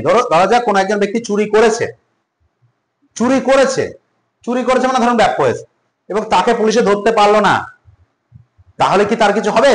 কিছু হবে না, ইটস ওকে, ফাইন, কোনো চাপ নাই, বিন্দাস। তাহলে ব্যাপ্য হয়ে যদি ব্যাপ্য না হয় কোনো চাপ নাই, কিন্তু সেই ব্যক্তি চুরি করেনি কোনো একজন ব্যক্তি, কিন্তু তাকে চোর বলা হচ্ছে, প্রতিরোধাত্মক শাস্তি সংক্রান্ত প্রতিরোধাত্মক দোষের মতো, অর্থাৎ অপরাধকে ঠেকানোর জন্য আপনাকে শাস্তি দেওয়া হচ্ছে। ভেড়া চুরির অপরাধ নয়, অন্য যাতে ভেড়া চুরি না করে। তো যাই হোক, এখানে আপনার ব্যাপ্য হয়নি, ব্যাপ্য হলে তবে দোষ হবে, কিন্তু ব্যাপ্য হয়েছে, ব্যাপ্য হয়নি, চাপ নেই। ওকে, আশা করি আপনারা পরিষ্কার বুঝতে পেরেছেন। তো এই 4 নম্বর নিয়মে মেইনলি দুটো দোষ হবে। ওকে, যদি পক্ষপদ রিলেটেড হয় তাহলে অবৈধ পক্ষ দোষ, যদি সাধ্যপদ রিলেটেড হয় অবৈধ সাধ্য দোষ। আশা করি আপনাদের কাছে ক্লিয়ার হয়েছে। চলো নেক্সট 5 নম্বর নিয়ম, নাম্বার 5 নাম্বার। এটা খুবই সহজ, এখানে নমর্থক আশ্রয় বাক্য নিয়ে কথা বলা হয়। যদি দেখা যাচ্ছে ন্যায় দুটো আশ্রয় বাক্য, ন্যায় দুটো আশ্রয় বাক্য নেগেটিভ হয়ে গেল, ঠিক আছে, দুটো আশ্রয় বাক্য আপনার ধরুন নেগেটিভ হয়ে গেল, দেখা যাচ্ছে এটা ও এটা ই, বা এটা ই এটা ও, যদি দুটোই নঙর্থক হয় তা থেকে কোনো বৈধ সিদ্ধান্ত আসতে পারে না। কেন আসতে পারে না জানেন? কারণটা হচ্ছে, খুব ভালো করে শুনে নিন, অনেকেই জানেন না। তো সেটা হচ্ছে, যখন নঙর্থক বচন হয় তার মানে কি? তার মানে আমি আগে ভিডিওর প্রথমে বলেছি হেতুপদের কাজ হচ্ছে আশ্রয় বাক্যে পক্ষপদ এবং সাধ্যপদের সঙ্গে সংযোগ ঘটিয়ে সিদ্ধান্তে উভয়কে মিলিয়ে দিয়ে নিজে সরে যাওয়া। ওই বিবাহে যেরকম ঘটকের কাজ করে, ঘটক কি করে? প্রথমে কন্যা পক্ষের সঙ্গে আলোচনা করে, তারপরে সেই ঘটকে আবার পাত্রপক্ষের সঙ্গে আলোচনা করে, দিয়ে বিবাহ স্তরে পাত্র এবং কন্যাকে একে অপরকে মিলিয়ে দিয়ে নিজে সাইড হয়ে যায়। হেতু ওই ঘটকের মতো কাজ করে। ওকে, তাহলে এখানে দেখুন, যদি নঙর্থক হয়, আমরা নঙর্থকে জানি কোন রকম সম্বন্ধ তৈরি হয় না। ধরে যাক এখানে আপনার হেতুপদ বসেছে, এখানে সাধ্যপদ বসেছে, তাহলে এদের মধ্যে কি রিলেশন হলো? যেহেতু নঙর্থক বচন, রিলেশন হলো না, অর্থাৎ হেতুপদ সাধ্যপদের সঙ্গে রিলেশন ঘটাতে পারলো না। আবার দেখা যাচ্ছে ধরুন এখানে হেতুপদ বসেছে, এখানে আপনার পক্ষপদ বসেছে, এখানে কি রিলেশন ঘটানো গেল? হেতুপদের সঙ্গে পক্ষপদের ঘটলো না। তাহলে পক্ষপদ উভয় আশ্রয় বাক্য নঙর্থক হওয়ার জন্য হেতুপদ প্রধান আশ্রয় বাক্যে সাধ্যপদের সঙ্গে কোনো রিলেশন ঘটাতে পারলো না। মানে যিনি ঘটক তিনি পাত্রপক্ষকে চেনেন না বা তার সঙ্গে কোনো রিলেশন নেই।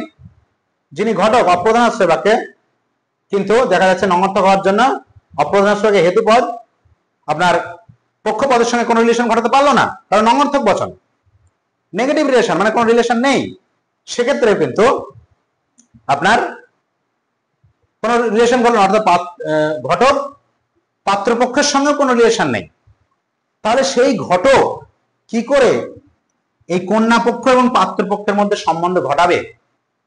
যেহেতু উভয়ের মধ্যেই কোন রকম সম্বন্ধ ঘটিত হয়নি হেতুপদের দ্বারা, তাই কখনোই আমরা সিদ্ধান্তে সাধ্যপদ এবং পক্ষপদের মধ্যে বা পক্ষপদ এবং সাধ্যপদের মধ্যে কোনো রিলেশন ঘটতে পারে না।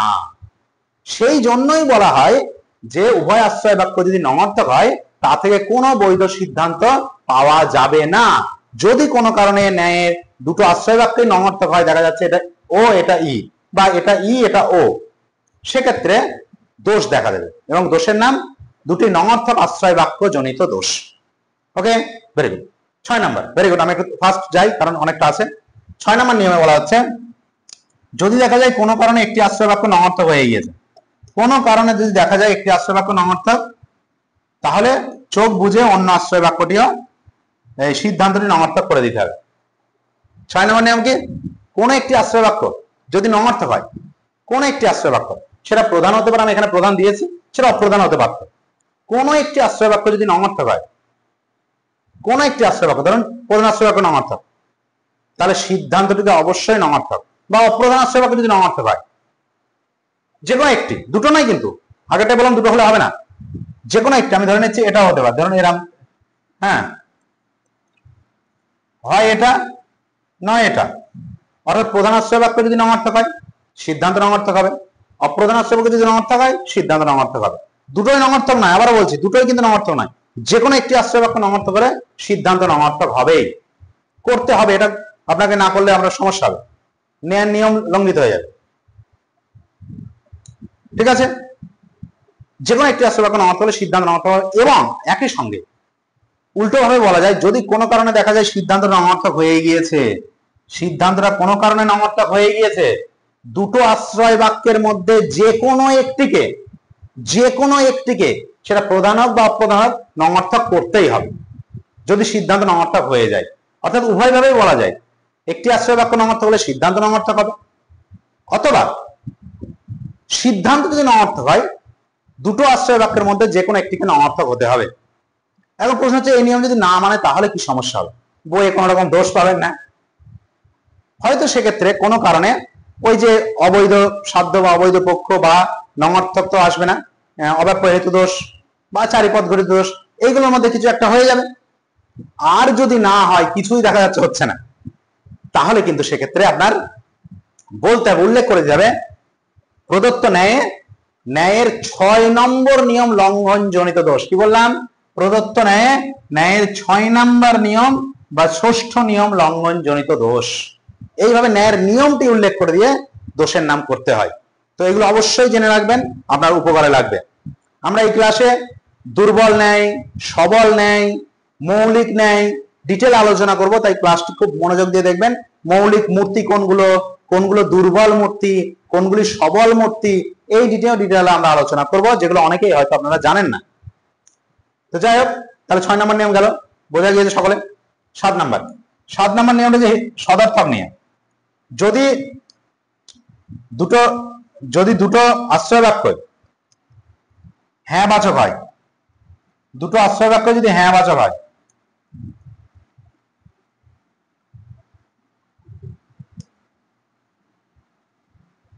অর্থাৎ সদর্থক হয়,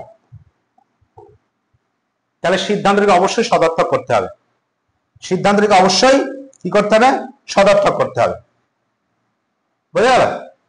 দুটো আশ্রয় বাক্য যদি সদর্থক হয়, সিদ্ধান্তটিকে অবশ্যই সদর্থক করতে হবে। অর্থাৎ এখানে এ বা আই করতে হবে, অবশ্যই নিয়ম মেনে করতে হবে। কখন কি আসবে সেটা আমাকে দেখতে হবে, ঠিক আছে? এখানে আই আই আই করা যাবে না, সেটা আমরা নিয়মে আসবো, এখন বলবো। তো কি বললাম? ন্যায়ের 7 নম্বর নিয়মে বলা হচ্ছে উভয় আশ্রয় বাক্য যদি হ্যাঁ বাচক হয়ে যায়, সিদ্ধান্ত কিন্তু অবশ্যই হ্যাঁ বাচক হবে, সদর্থক হবে। অথবা উল্টো করে, 6 নম্বরে যেরকম বললাম উল্টো করে, এখানে উল্টো করে বলা যায় সিদ্ধান্ত যদি দেখা যাচ্ছে সদর্থক হয়ে গিয়েছে, তাহলে দুটোকেই নমর্থক সদর্থক করতে হবে, আপনার হেতু বাক্য দুটোকে বা আশ্রয় বাক্য দুটোকে। বুঝতে পারলেন?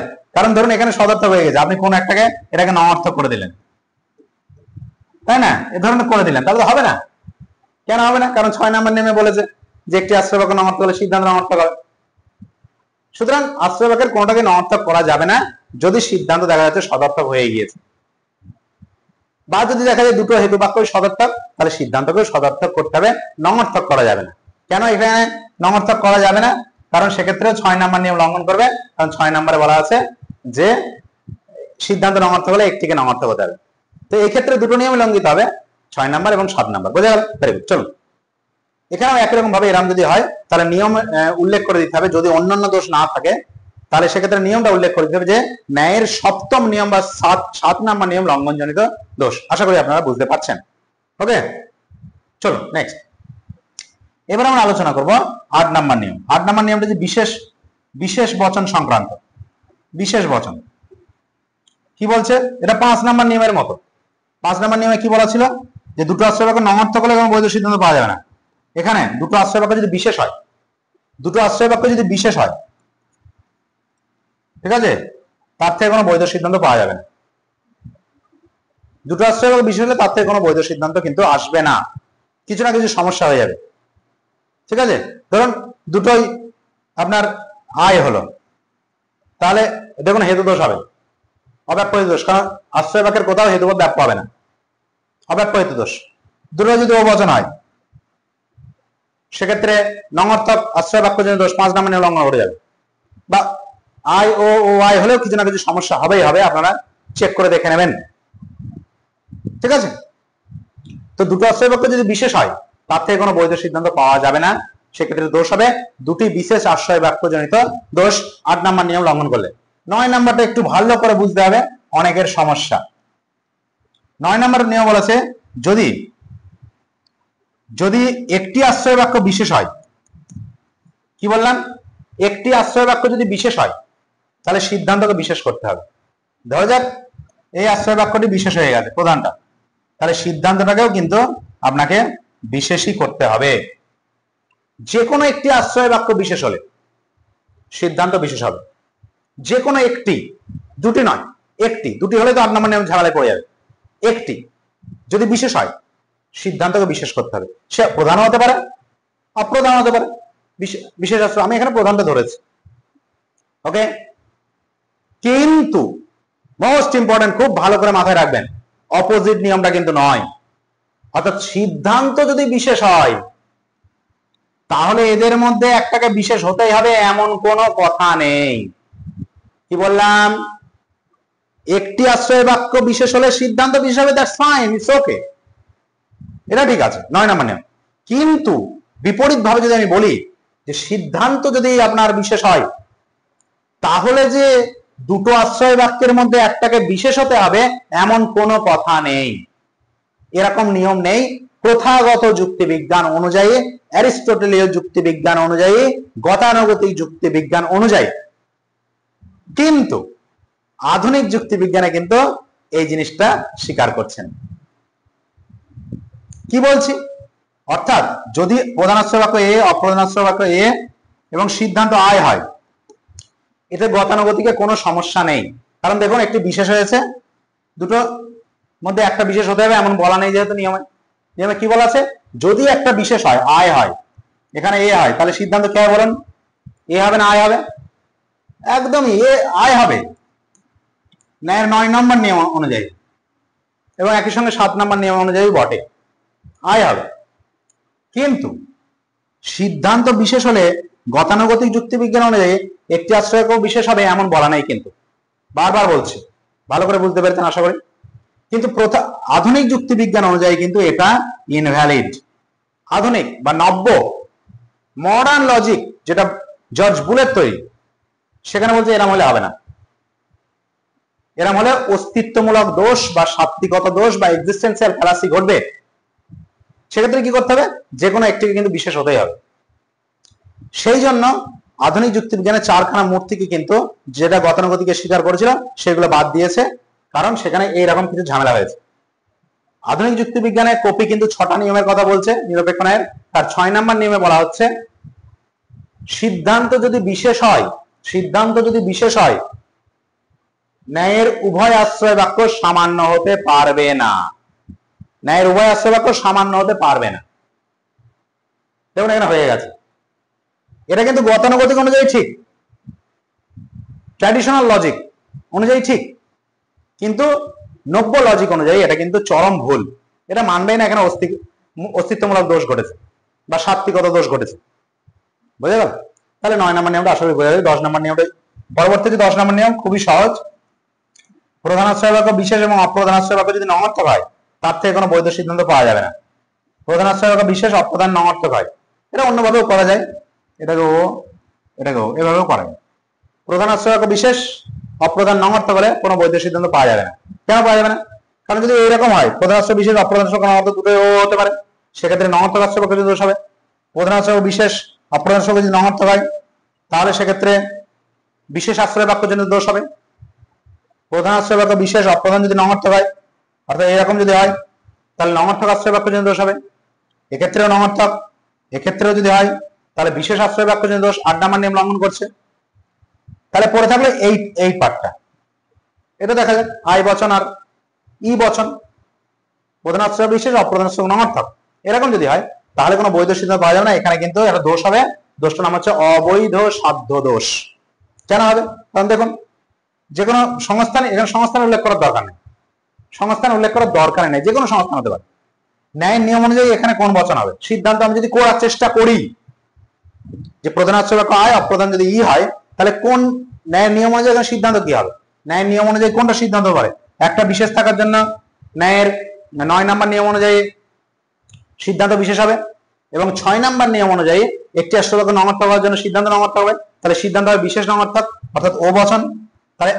তাহলে যদি এইরকমই হয়, যে এরকমই যদি ঘটে, যে এরকম যদি হয়, তাহলে সেক্ষেত্রে আই ই ও হবে, সেক্ষেত্রে ও বচনে বিধেয় পদ ব্যাপ্য, আর সিদ্ধান্ত যেহেতু ও বচন, এখানে সাধ্যপদ বসে রয়েছে, সাধ্যপদ ব্যাপ্য হয়ে গিয়েছে। সংস্থানটা কোনো ম্যাটার নাই, যে কোনো সংস্থান হতে পারে, যে কোনো সংস্থানে হোক না কেন, কোনো চাপ নাই, কারণ হেতুপদের কোনো ঝামেলা নেই। এখানে হেতুপদ নিয়ে আলোচনা নয়, এখানে সাধ্যপদ নিয়ে আলোচনা। সিদ্ধান্ত যদি ও বচন হয়, কেন ও বচন হয় বললাম, যদি সিদ্ধান্ত ও বচন হয়, তাহলে বিধেয় স্থানে সাধ্যপদ বসেছে, বিধেয় ব্যাপ্য, আর এই সাধ্যপদ কোথায় বসবে? এই আই বচনের যে কোনো একটা স্থানে বসবে, যেহেতু সংস্থান উল্লেখ নেই, তাই আমরা জানি না কোথায় বসবে।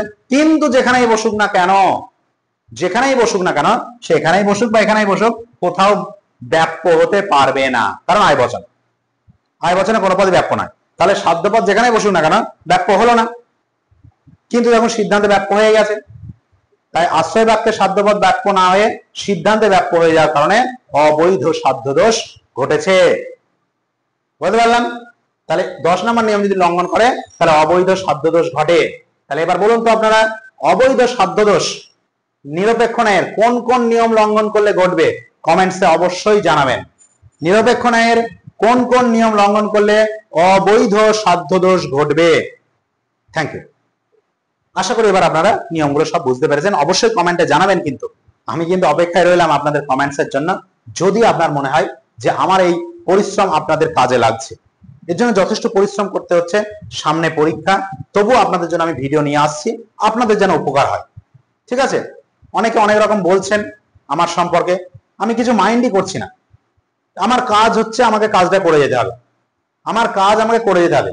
অনেকে অনেক কিছু বলবে, ঠিক আছে? বাঙালি জাত ক্যাকরার জাত, ব্যাঙের জাত, কেউ কাউকে উঠতে দেয় না, কেউ দুহাত উঠে গেলেই তাকে ধরে আবার নিচে নামায়, ক্যাকরা।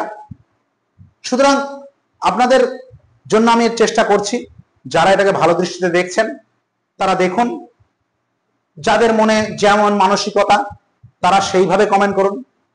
আপনার কমেন্টসেই বোঝা যাবে আপনার মানসিকতা কেমন। আপনি যদি খারাপ মনের মানুষ হন তাহলে আপনার কমেন্টস হবে খারাপ।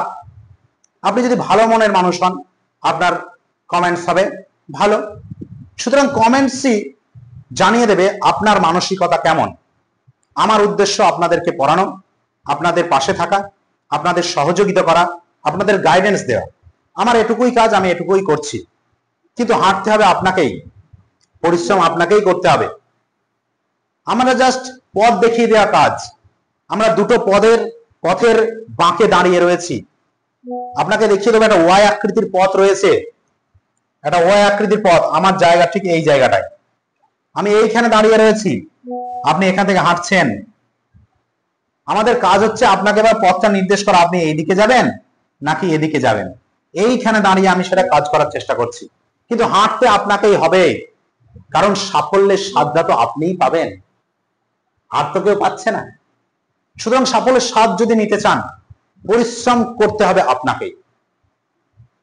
আমরা আপনাকে পথ নির্দেশ করতে পারি, আমাদের যতটুকু সামর্থ্য আপনাদেরকে দিতে পারি। ঠিক আছে? তো এই জিনিসগুলো অবশ্যই মাথায় রাখবেন, পড়াশোনা করুন ভালো করে, আশা করি আপনাদের উপকার হবে। কোশ্চেনটা অবশ্যই অ্যান্সার করবেন যে নিরপেক্ষ ন্যায়ের কোন কোন নিয়ম লঙ্ঘন করলে অবৈধ সাধ্যদোষ ঘটে। এবার আমি আলোচনায় আসবো আপনাদের সংস্থান নিয়ে। সংস্থান নিয়ে এবার আলোচনায় আসুন। দেখুন, সংস্থান হচ্ছে নিরপেক্ষ ন্যায়, একটু আগে বললাম হেতু পদ দুই জায়গায় বসে এবং সেটা আশ্রয় বাক্যে বসে। তো এই দুই জায়গায় হেতুপদের নিরপেক্ষ ন্যায়, হেতুপদে নিরপেক্ষ ন্যায়ের উভয় আশ্রয় বাক্যে হেতুপদের অবস্থান অনুযায়ী নিরপেক্ষ ন্যায়ের যে আকার, সেইগুলোই বলে সংস্থান। অর্থাৎ দেখা যাচ্ছে এটা প্রধান আশ্রয় বাক্য, ধরা যাক এখানে হেতুপদ এখানে আছে আর অপ্রধান আশ্রয় বাক্যে বিধেয় স্থানে আছে, তাহলে এটা একটা আকার হতে পারে। আবার দেখা যাচ্ছে এখানে হেতুপদ আছে আর এখানে হেতুপদ আছে, একটার ক্ষেত্রে হতে পারে এর বিধেয় অপ্রধানের বিধেয়। আবার দেখা যাচ্ছে এরকম একটা ক্ষেত্রে দেখা যাচ্ছে যে এখানে আপনার উদ্দেশ্য স্থানে আছে, এখানে ধরুন উদ্দেশ্য স্থানে রয়েছে। আর একটা ক্ষেত্রে এরকম হতে পারে যে দেখা যাচ্ছে এখানে বিধেয় স্থানে আছে, এখানে উদ্দেশ্য স্থানে আছে। এই চার রকম ভাবে ছাড়া হেতুপদের আর অবস্থান হতে পারে না। কোন একটি ন্যায় হেতুপদ প্রধান আশ্রয় বাক্যের উদ্দেশ্য থাকতে পারে, সেই ন্যায় হেতুপদ অপ্রধানের বিধেয় থাকতে পারে। কোন একটি ন্যায় হেতুপদ প্রধান এবং অপ্রধান উভয় আশ্রয় বাক্যের বিধেয় স্থানে থাকতে পারে। কোন ন্যায় হেতুপদ উভয় আশ্রয় বাক্যের উদ্দেশ্য স্থানে থাকতে পারে, অথবা কোন ন্যায় হেতুপদ প্রধান আশ্রয় বাক্যের উদ্দেশ্য বিধেয় এবং অপ্রধান আশ্রয় বাক্যের উদ্দেশ্য স্থানে থাকতে পারে। এই চার রকমেরই কিন্তু হেতুপদের অবস্থান হতে পারে। এর বাইরে সম্ভব নয়। যদি বাইরে সম্ভব হয় আপনারা অবশ্যই বাড়িতে একটু চেষ্টা করে বা ট্রাই করে দেখবেন।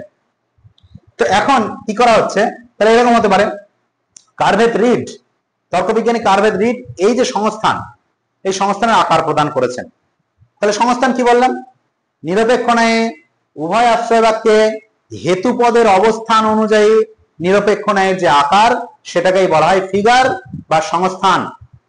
তাহলে এই পদগুলোকে যদি আমি একটা রেখার মাধ্যমে তাদের সঙ্গে সংযোগ ঘটাই তাহলে আকারগুলো কেমন আসবে দেখি। চলুন এটার মধ্যে যদি রেখাগুলো সংযোগ ঘটায় তাহলে কেমন আসছে, এরকম। এটার ক্ষেত্রে এরকম, এইটার ক্ষেত্রে এরকম, আর এটার ক্ষেত্রে এইরকম।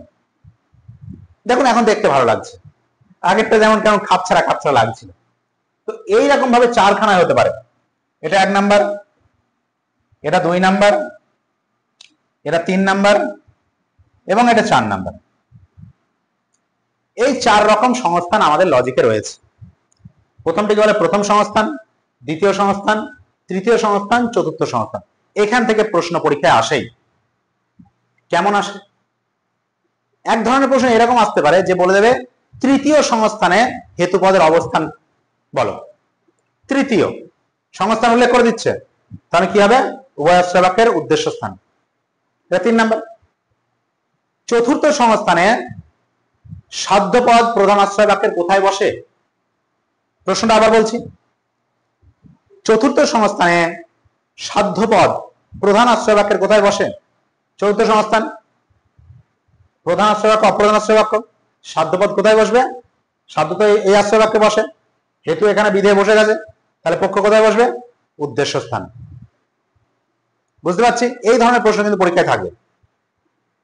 প্রথম সংস্থানে আশ্রয় বাক্যে পক্ষপদের অবস্থান কি?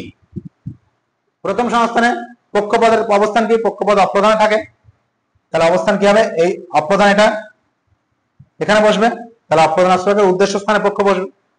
বুঝতে পারছি? এইরকম ভাবে কিন্তু পরীক্ষায় প্রশ্ন আসবে।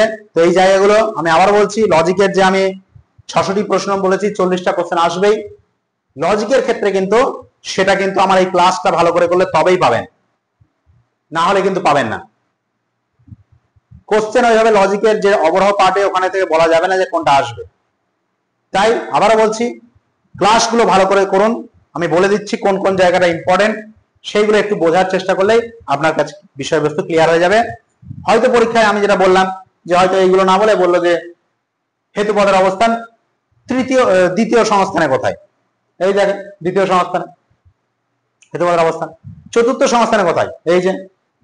তো এইগুলো একটু ভালো করে বুঝবেন, কারণ লজিকের প্রশ্ন কেউ কোনোদিন বলতে পারে না এইটাই আসবে। হ্যাঁ, এই ধরনের আসবে, এটা ঠিক আছে, কিন্তু এটাই আসবে সম্ভব নয় বলা। তাহলে বুঝতে হবে সে কোশ্চেন তৈরি করেছে বা কোনোভাবে কোশ্চেন লিক করেছে বা সে কোশ্চেন পেয়ে গিয়েছে। কিন্তু আমরা তো সেটা নয়, আমরা পড়াচ্ছি, আমাদের অভিজ্ঞতা থেকে আমরা বলছি, ঠিক আছে। সুতরাং সংস্থান নিয়ে আমাদের বিষয়টা বোঝা গেল। সংস্থানগুলো অবশ্যই আপনারা জেনে নেবেন। কার্ভেট রিড এই আকারগুলো দিয়েছেন 4টে সংস্থান, ঠিক আছে। এই জিনিসটা অবশ্যই আপনারা একটু মাথায় রাখবেন, জিনিসটা কিন্তু ইম্পর্টেন্ট। এখন এই সংস্থান অ্যারিস্টটল 3 রকম সংস্থানের কথা বলেছেন, 3 রকম। তিনি সংস্থান বলতে মধ্যপদ বা হেতুপদের ব্যাপকতা অর্থে ব্যবহার করেছেন।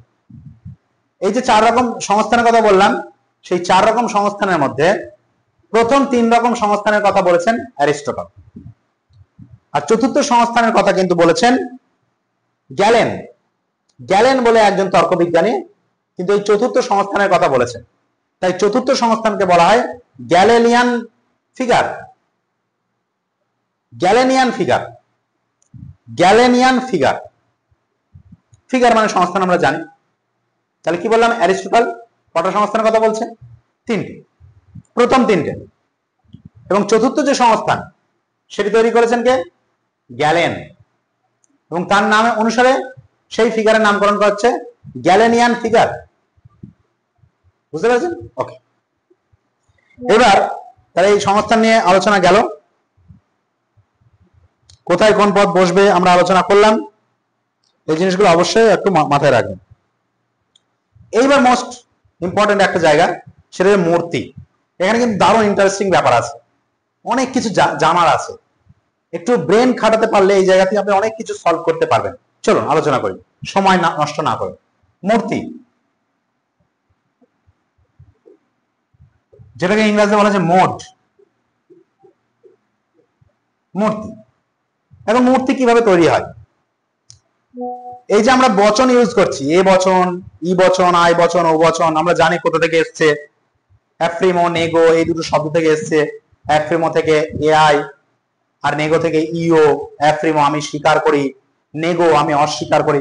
তো তো এই যে বচন, একটা ন্যায়ের ক্ষেত্রে ধরুন এরকম একটা ন্যায় গঠিত হলো, সেই ন্যায় তো এরকম তিনটে বচন থাকে, এ ই আছে, অন্য কিছু থাকতে পারে। তো এই যে ন্যায়ের যে গুণ, একটা বচনে তো গুণ পরিমাণ আছে, এটা কি গুণের দিক থেকে সদর্থক, পরিমাণের দিক থেকে সামান্য, গুণের দিক থেকে নঙর্থক, পরিমাণের দিক থেকে সামান্য, এইভাবে গুণ পরিমাণ অনুযায়ী নিরপেক্ষ ন্যায়ের মূর্তির কথা বলা হয়েছে। অর্থাৎ নিরপেক্ষ ন্যায়ের আশ্রয় বাক্য এবং সিদ্ধান্তের গুণ পরিমাণ অনুযায়ী নিরপেক্ষ ন্যায়ের যে আকার, সংস্থানটা কি ছিল, যে হেতুপদের অবস্থান অনুযায়ী ন্যায়ের যে আকার সেটা হচ্ছে সংস্থান, কিন্তু মূর্তি কি নিরপেক্ষ ন্যায়ের আশ্রয় বাক্য এবং সিদ্ধান্তের গুণ পরিমাণ অনুযায়ী নিরপেক্ষ ন্যায়ের যে আকার। বিষয়টি কি, চলুন আলোচনা করি, ইন্টারেস্টিং, মনোযোগ দিয়ে শুনবেন। ধরা যাক কোন একটি নিরপেক্ষ ন্যায়, তার দুটো আশ্রয় বাক্যের যদি আমি গুণ পরিমাণের কথা বলি, আমরা জানি সংস্থান চারটে, আমরা একটা সংস্থান নিয়ে আলোচনা করব। দুটো আশ্রয় বাক্যের কথা যদি বলি, প্রধান একটা আশ্রয় বাক্য, দুটো আশ্রয় বাক্য, এটা কত রকম ভাবে হতে পারে? চার রকমের বচন আছে, খুব ভালো করে বুঝবেন, চার রকমের বচন আছে। তাহলে এমন হতে পারে, এটা এটা এ, এটা এ হতে পারে, শুধু দুটো আশ্রয় বাক্যের কথা বলছি, সিদ্ধান্তের কথা এখানে অ্যাড করে নি, দুটো আশ্রয় বাক্যের গুণ ও পরিমাণ অনুযায়ী। তাহলে প্রথমটা এ, দ্বিতীয়টা এ হতে পারে, অথবা প্রথমটা এ, পরেরটা ই হতে পারে, প্রথমটা এ, পরেরটা আই হতে পারে, অথবা প্রথমটা এ, পরেরটা ও হতে পারে। পারে তো? অবশ্যই পারে, না পারার কিছু নেই। তো যদি দুটো আশ্রয় বাক্য নেই, তাহলে এ এ হতে পারে, এ ই হতে পারে, এ আই হতে পারে, এ ও হতে পারে। আমি বৈধ অবৈধের কথা আসছি না, কত রকম সম্ভব। তাহলে শুধুমাত্র এ দিয়েই কটা সম্ভব? চারটে সম্ভব। এবারে এটাকেই আমি যদি প্রথমটা ই করে দিই, তাহলে প্রথমটা ই, পরেরটা এ হতে পারে, প্রথমটা ই, পরেরটা ই হতে পারে, প্রথমটা ই ই, পরেরটা আই হতে পারে, প্রথমটা ই, পরেরটা ও হতে পারে। হতে পারে, প্রত্যেকটা আলাদা আলাদা, একটা কারোর সঙ্গে মিল নেই। তাহলে এইরকম ভাবে যদি হয়, তাহলে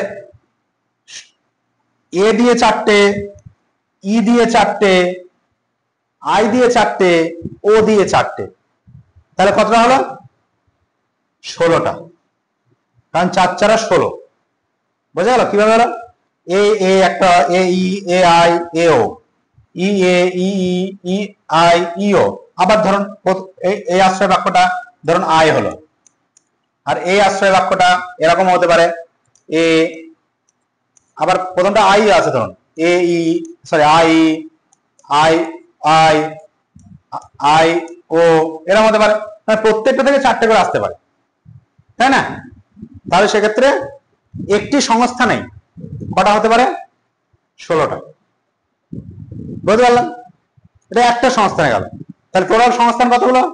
চারটে। তাহলে সেক্ষেত্রে কতগুলো মূর্তি হতে পারে? 64টা। তাহলে যদি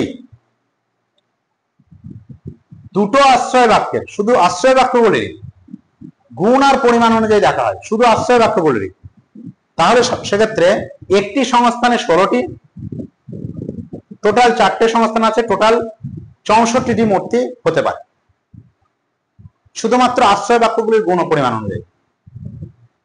বুঝা গেল? কিন্তু তাহলে এটা আপনারা বুঝতে পেরেছেন যে শুধুমাত্র যদি দুটো আশ্রয় বাক্য এবং দুটো আশ্রয় বাক্যের গুণ পরিমাণ ধরা হয়, কিন্তু যদি আশ্রয় বাক্যের সঙ্গে যদি আমি এবার সিদ্ধান্তটাকে অ্যাড করি, তাহলে একটু ভালো করে বুঝবেন। যদি আশ্রয় বাক্যের সঙ্গে সিদ্ধান্তটা অ্যাড করি, অর্থাৎ আশ্রয় বাক্য, প্রধান আশ্রয় বাক্য, অপ্রধান আশ্রয় বাক্য, সিদ্ধান্ত, ওকে? তাহলে সেক্ষেত্রে কি হতে পারে ভালো করে বুঝুন। এটা এ হতে পারে, এটা এ হতে পারে, এটা আই হতে পারে, সরি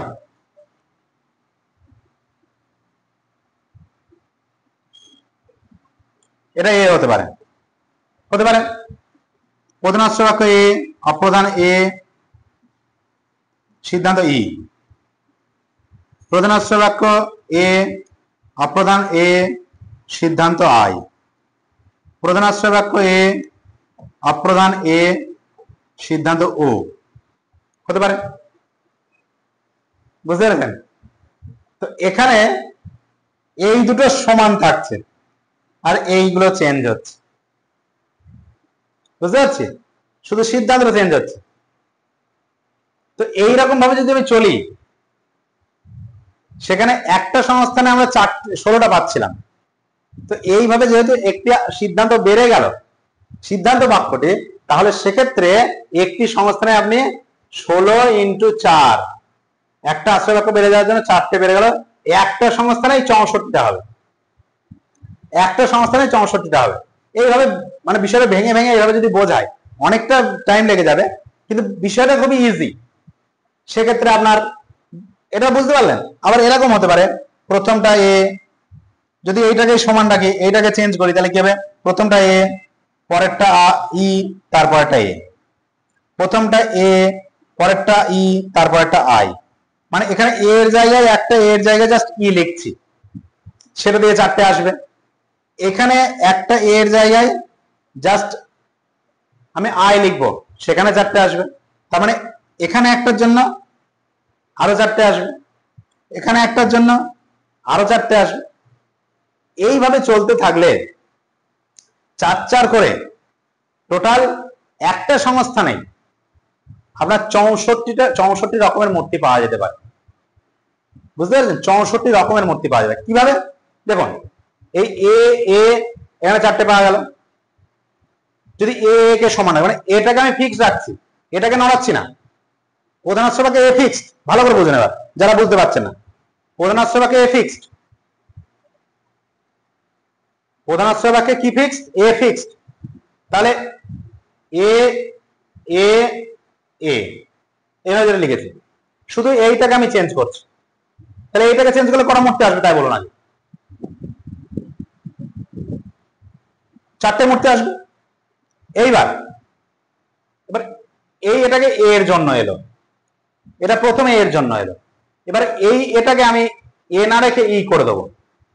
এই ই করলে আবার এই 4টে চলে আসবে, এই 4টে। অর্থাৎ এমন হতে পারবে এ ই এ, এ E I E, A E I, এ ই ও। মানে এটা ফিক্সড, এটা ফিক্সড থাকবে, কিন্তু দ্বিতীয়টা চেঞ্জ হবে। দ্বিতীয়টা এর জন্য এখানে 4টে এলো, ই এর জন্য একই রকম ভাবে এরকম 4টে আসবে, আই এর জন্য এরকম একই রকম ভাবে 4টে আসবে, ও এর জন্য একই রকম ভাবে 4টে আসবে। মানে শুধুমাত্র এ যদি ফিক্স রাখা হয় তাহলে 4 4 4 × 4 = 16টা আসবে। এর জন্য একটা সংস্থান, এর জন্য বচন করা আছে 4টে আছে, তাহলে ই এর জন্য এরকম একটা সংস্থানে 16টা আসবে। অর্থাৎ এখানে যদি প্রধান আশ্রয় বলে ই করে রেখে দিই, প্রধান আশ্রয় বাক্য ই চেঞ্জ হবে না, বাকিগুলো চেঞ্জ হবে। তাহলে এইভাবে এ যেরকম 16টা এলো, ইতেও কিন্তু 16টা আসবে, আইতেও কিন্তু 16টা আসবে, এবং ওতেও কিন্তু 16টা আসবে। টোটাল আসবে আপনার 64টা একটি সংস্থান, কিন্তু সবগুলি বৈধ নয়। এরকম আসার প্রবাবিলিটি আছে। একটি সংস্থানে যদি তাহলে এরকম 64টা আসে, তাহলে 4টে সংস্থানে কটা আসবে? 64 × 4 = 256। সর্বমোট এতগুলি 256টি মূর্তি হতে পারে, কিন্তু সবগুলি কিন্তু বৈধ নয়, আমরা জানি। তাহলে এটা হচ্ছে ব্যাপক অর্থে মূর্তির ব্যাপার। সংকীর্ণ অর্থে মূর্তি হচ্ছে শুধু বৈধ মূর্তিগুলোর কথা বলা হয়। এই 256টি মূর্তির মধ্যে বৈধ মূর্তিগুলো হচ্ছে সংকীর্ণ অর্থে মূর্তি। কারণ বৈধ মূর্তির ক্ষেত্রে ভাগ আছে, অনেকে জানেন না, এই জায়গাটা একটু ভালো করে শুনে নিন। বৈধ মূর্তির ক্ষেত্রে যদি আমি শুধু আশ্রয় বাক্য দুটোকে ধরি, আশ্রয় বাক্যের গুণ পরিমাণ ধরি, তাহলে সেক্ষেত্রে বৈধ মূর্তি কতগুলি হবে? 19টি। কতগুলি হবে? 19টি। শুধু আশ্রয় বাক্য দুটোর গুণ পরিমাণ বৈধ মূর্তি হবে 19টি। কিন্তু এর সঙ্গে যদি আরো আমি সিদ্ধান্তটাও যোগ করে দিই, অর্থাৎ উভয় আশ্রয় বাক্য এবং সিদ্ধান্তের গুণ পরিমাণ অনুযায়ী বৈধ মূর্তি কটা হবে? সেক্ষেত্রে বৈধ মূর্তি হয়ে যাবে 24টা। কতগুলো হবে? 24টা। মনে রাখবেন, খুব ইম্পর্টেন্ট। তাহলে গতানুগতিক যুক্তি বিজ্ঞান অনুযায়ী উভয় আশ্রয় বাক্যের গুণ পরিমাণ অনুযায়ী বৈধ মূর্তি হচ্ছে 19টি এবং উভয় আশ্রয়বাক্য এবং সিদ্ধান্তের গুণ পরিমাণ অনুযায়ী বৈধ মূর্তি হচ্ছে 24টি। এই 24টি মূর্তির মধ্যে এই যে 24টি মূর্তি আমি কথা বললাম, এই 24টি মূর্তির মধ্যে আমরা কিন্তু 19খানা মূর্তিরই নাম ভালোভাবে জানি বা পড়েছি। বাকি যে 5টি রয়েছে এই 5টিকে বলা হয় দুর্বল মূর্তি। কি বলা হয়? দুর্বল মূর্তি। এবং এর মাধ্যমে যে ন্যায়টা গঠিত হয় তাকে বলে দুর্বল ন্যায়। কি জিনিস আমি একটু পরেই বলবো। বুঝে গেল? এই 5টি দুর্বল ন্যায় বা দুর্বল মূর্তির নাম আমাদের এই 19টি বৈধ মূর্তির মধ্যে নেই, যেটা 4টে সংস্থানে বিভিন্ন রকম ভাবে 4টে 4টে 6টা 5টা এইভাবে যে 19টা আছে তার মধ্যে নাম নেই, পাবেন না। শুধু 19টা বৈধ মূর্তির নামই আছে, কিন্তু সিদ্ধান্তকে ধরলে কিন্তু 24টা হয়ে যায়। যার মধ্যে 5টা আছে তাদেরকে দুর্বল মূর্তি বলা হয়। ওকে, এখন চলুন এখন আমরা জেনে নেব যে কোন একটি মূর্তি, আগে আমি বৈধ মূর্তিগুলোর কথা আপনাদের সঙ্গে আলোচনা করি।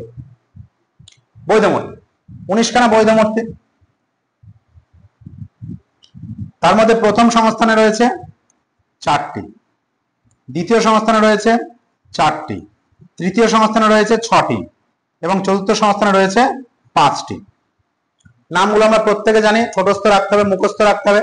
বারবারা, সেলারেন্ট, ড্যারিয়াই, ফেরিও, সেজারে, কামেস্ট্রেস, পেস্টিনো, বারোকো, ডারাপ্টি, ডিসামিস, ড্যাটিসি, ফেলাপটন, বোকার্ডো, ফেরিসন, ব্রামান্টিপ, কামেনেস, ডিমারিস, ফেসাপো, ফ্রেসিসন।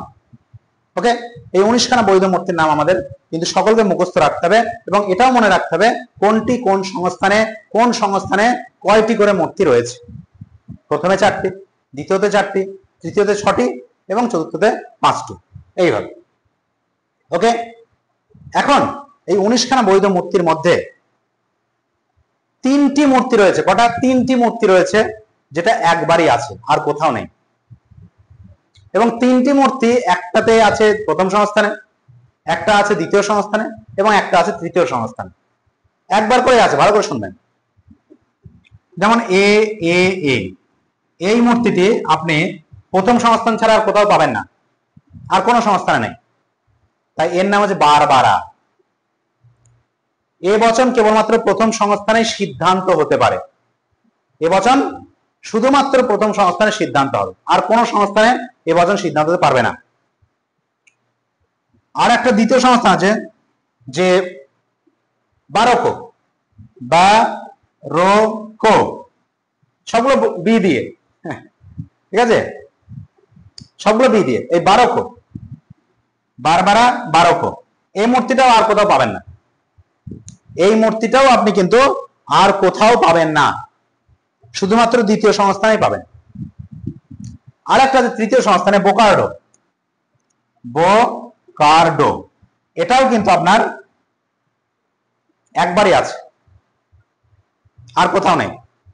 তাহলে 3টি সংস্থান, 3টি মূর্তির নাম আমি বলে দিলাম যেগুলো একবার করে আছে, দ্বিতীয়বার আর নেই। আর একটা গুরুত্বপূর্ণ তথ্য, একটা মূর্তি আছে যেটা সব সংস্থানে আছে, খুব ইম্পর্টেন্ট, ইআইও। এবং মজার ব্যাপার, প্রত্যেকটি সংস্থানে এর নাম এফ দিয়ে শুরু, এফ দিয়ে, ঠিক আছে। ফেরিও, ঠিক আছে, ফেরিসন, ফ্রেসিসন, ঠিক আছে, ফেস্টিনো, সবগুলো এফ দিয়ে শুরু। ইআইও সব সংস্থানে বৈধ। তাহলে 19টি মূর্তি ছিল, তাহলে ইআইও কতগুলো জায়গায় আছে? 4 জায়গাতে আছে। এটা এক জায়গায় আছে, এটা এক জায়গায় আছে, এটা এক জায়গায় আছে। তাহলে টোটাল কতগুলো হলো? 4 5 6 7, 7খানা হয়ে গেল। তাহলে 19 থেকে যদি আমি 7টা বাদ দিই, কত পড়ে থাকে? 12টি। বাকি যে 12টি মূর্তি রয়েছে, বাকি যে 12টা মূর্তি, সেটা অ্যাকচুয়ালি 12টা মূর্তি নয়, সেটা অ্যাকচুয়ালি 6টা মূর্তি। 6টা মূর্তি, প্রত্যেকটা দুবার করে আছে, বিভিন্ন সংস্থানের নামগুলো আলাদা আলাদা। তাহলে আমি কি বললাম, কি বোঝাতে চাইলাম? ইআইও প্রত্যেকটি সংস্থানে আছে, এ শুধুমাত্র প্রথম সংস্থান, এ ও শুধুমাত্র দ্বিতীয় সংস্থান, ও এ ও শুধুমাত্র তৃতীয় সংস্থান, বারবারা, বারোকো, বোকার্ডো। ওকে, যদিও বি দিয়ে আরো একটা সংস্থা মূর্তি রয়েছে ব্রাহ্মণটিপ, সেটার মধ্যে বি দিয়ে আসছে না, এগুলো সবই বি দিয়ে, আর এগুলো সবই এফ দিয়ে। ঠিক আছে, তাহলে এই যে 4 আর 3 7 চলে গেল, যে আরো যে 12টা মূর্তি রয়েছে, সেই 12টা মূর্তির অ্যাকচুয়ালি 12টা মূর্তি নয়, সেটা 6টা মূর্তি, এবং সেই 6টা মূর্তি প্রত্যেকটি দুবার করে আছে। কবার করে আছে?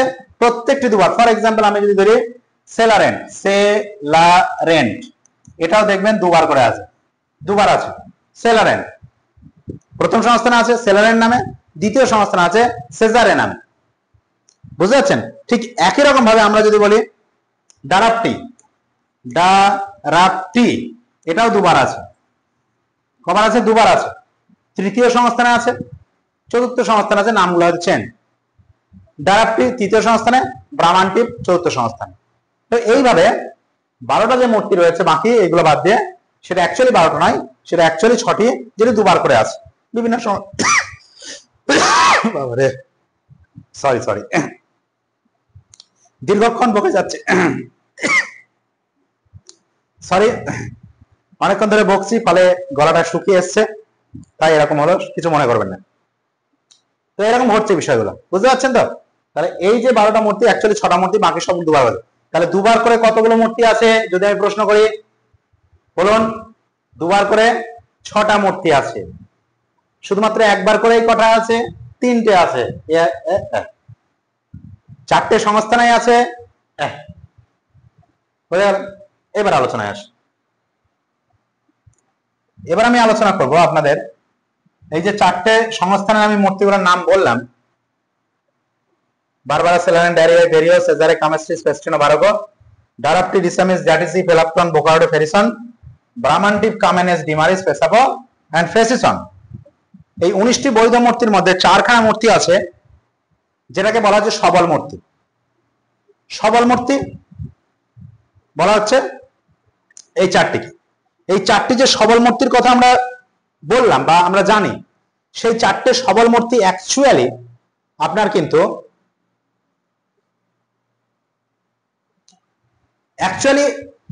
গতানুগতিক যুক্তিবিজ্ঞানের স্বীকৃত হলেও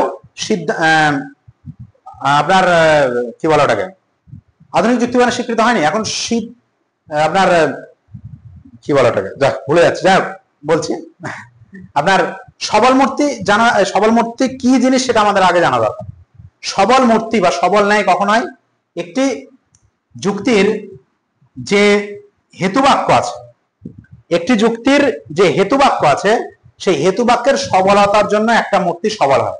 কি বললাম? একটা মূর্তি সবল কখন হয়? তার হেতুবাক্যের জন্য। আমি একটা এক্সাম্পল নিই আপনাদের কাছে। ধরা যাক এটি আই, এটি একটি সবল মূর্তি। সবল মূর্তি, যদিও আধুনিকেরা অস্তিত্বমূলক দোষে দুষ্ট। আই তৃতীয় সংস্থান বা চতুর্থ সংস্থান যাই বলি না কেন। তো সেক্ষেত্রে দেখুন হেতুবাক্য এখানে সবল, সবল মানে এর পাওয়ার বেশি, সামান্য বচন, সবাইকে বোঝাচ্ছে। এখন এটা যদি না হয়ে যদি হেতুবাক্য একটু আপনার দুর্বল হতো, ফর এক্সাম্পল এটা ধরুন তৃতীয় সংস্থান। এখন এটা হেতুবাক্যে দুটোকেই যদি এবচন না করে যদি আমি কোন একটাকে আই করে দিতাম, ধরুন এটাকে আমি আই করে দিলাম, ঠিক আছে, এটা যদি আই করে দিতাম, তাহলে কি আদৌ কোনো সমস্যা হতো? অর্থাৎ আই এরম যদি হতো, হ্যাঁ, নামটা চেঞ্জ হয়ে যেত, ডারাপ্টি জায়গায় ড্যাটিসি চলে আসতো, ডারাপ্টি জায়গায় কি আসতো? ড্যাটিসি আসতো, কিন্তু না, কোনো সমস্যা হতো না। কিন্তু এই যে মূর্তিটা আই, এটা সবল মূর্তি, কারণ এখানে হেতুবাক্যের উপর বেশি সবলতা প্রয়োগ করা হয়েছে। একটু দুর্বল হয়েও কিছু যায় আসতো না। তো এই কারণেই এই মূর্তিগুলোকে বলে সবল মূর্তি। এরকম সবল মূর্তি আছে 4টি। কি কি? 3 নম্বর সংস্থানে আছে 2টি এবং 4 নম্বর সংস্থানে 2টি রয়েছে। 3 নম্বর সংস্থানে 2টি আছে, ডারাপ্টি,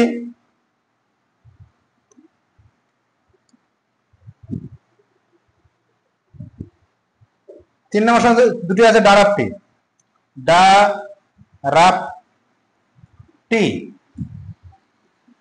ডারাপ্টি ফেলাপটন, ফেলাপটন, এই দুটো আছে তৃতীয় সংস্থানে। এদের আকারটা কি হচ্ছে এ এ আই, এটা কি আছে ই এ ও, বুঝতে পারছেন? দ্যালাপ টিপ, ফেলাপটন। চতুর্থ সংস্থানে দুটো আছে, ব্রাহ্মণ টিপ আর কেসাপো, দুটোই চতুর্থ সংস্থানে, দুটো তৃতীয় সংস্থানে।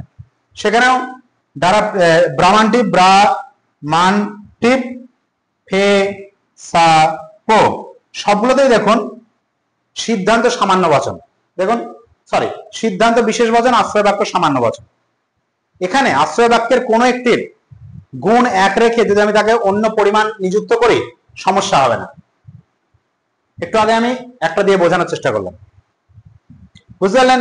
একই রকম ভাবে আমি যদি আপনার এই চতুর্থ সংস্থানে এই ব্রাহ্মণ টিপ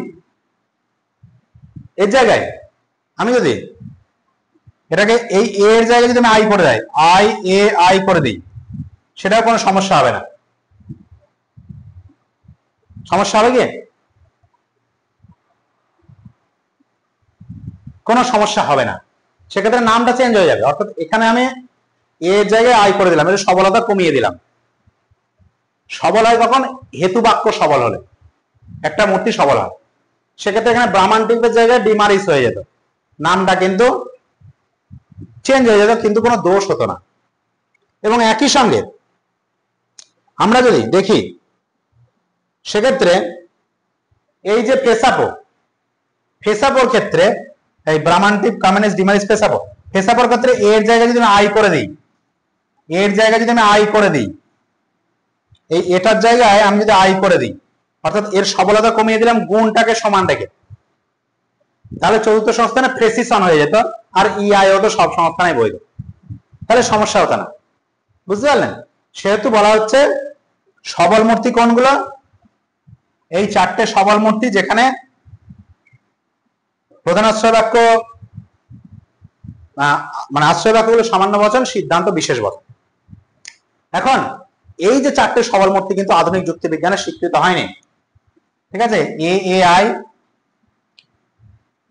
তারপরে ই এ ও, এটা তৃতীয়তে আছে, এই একই জিনিসই আছে চতুর্থতেও।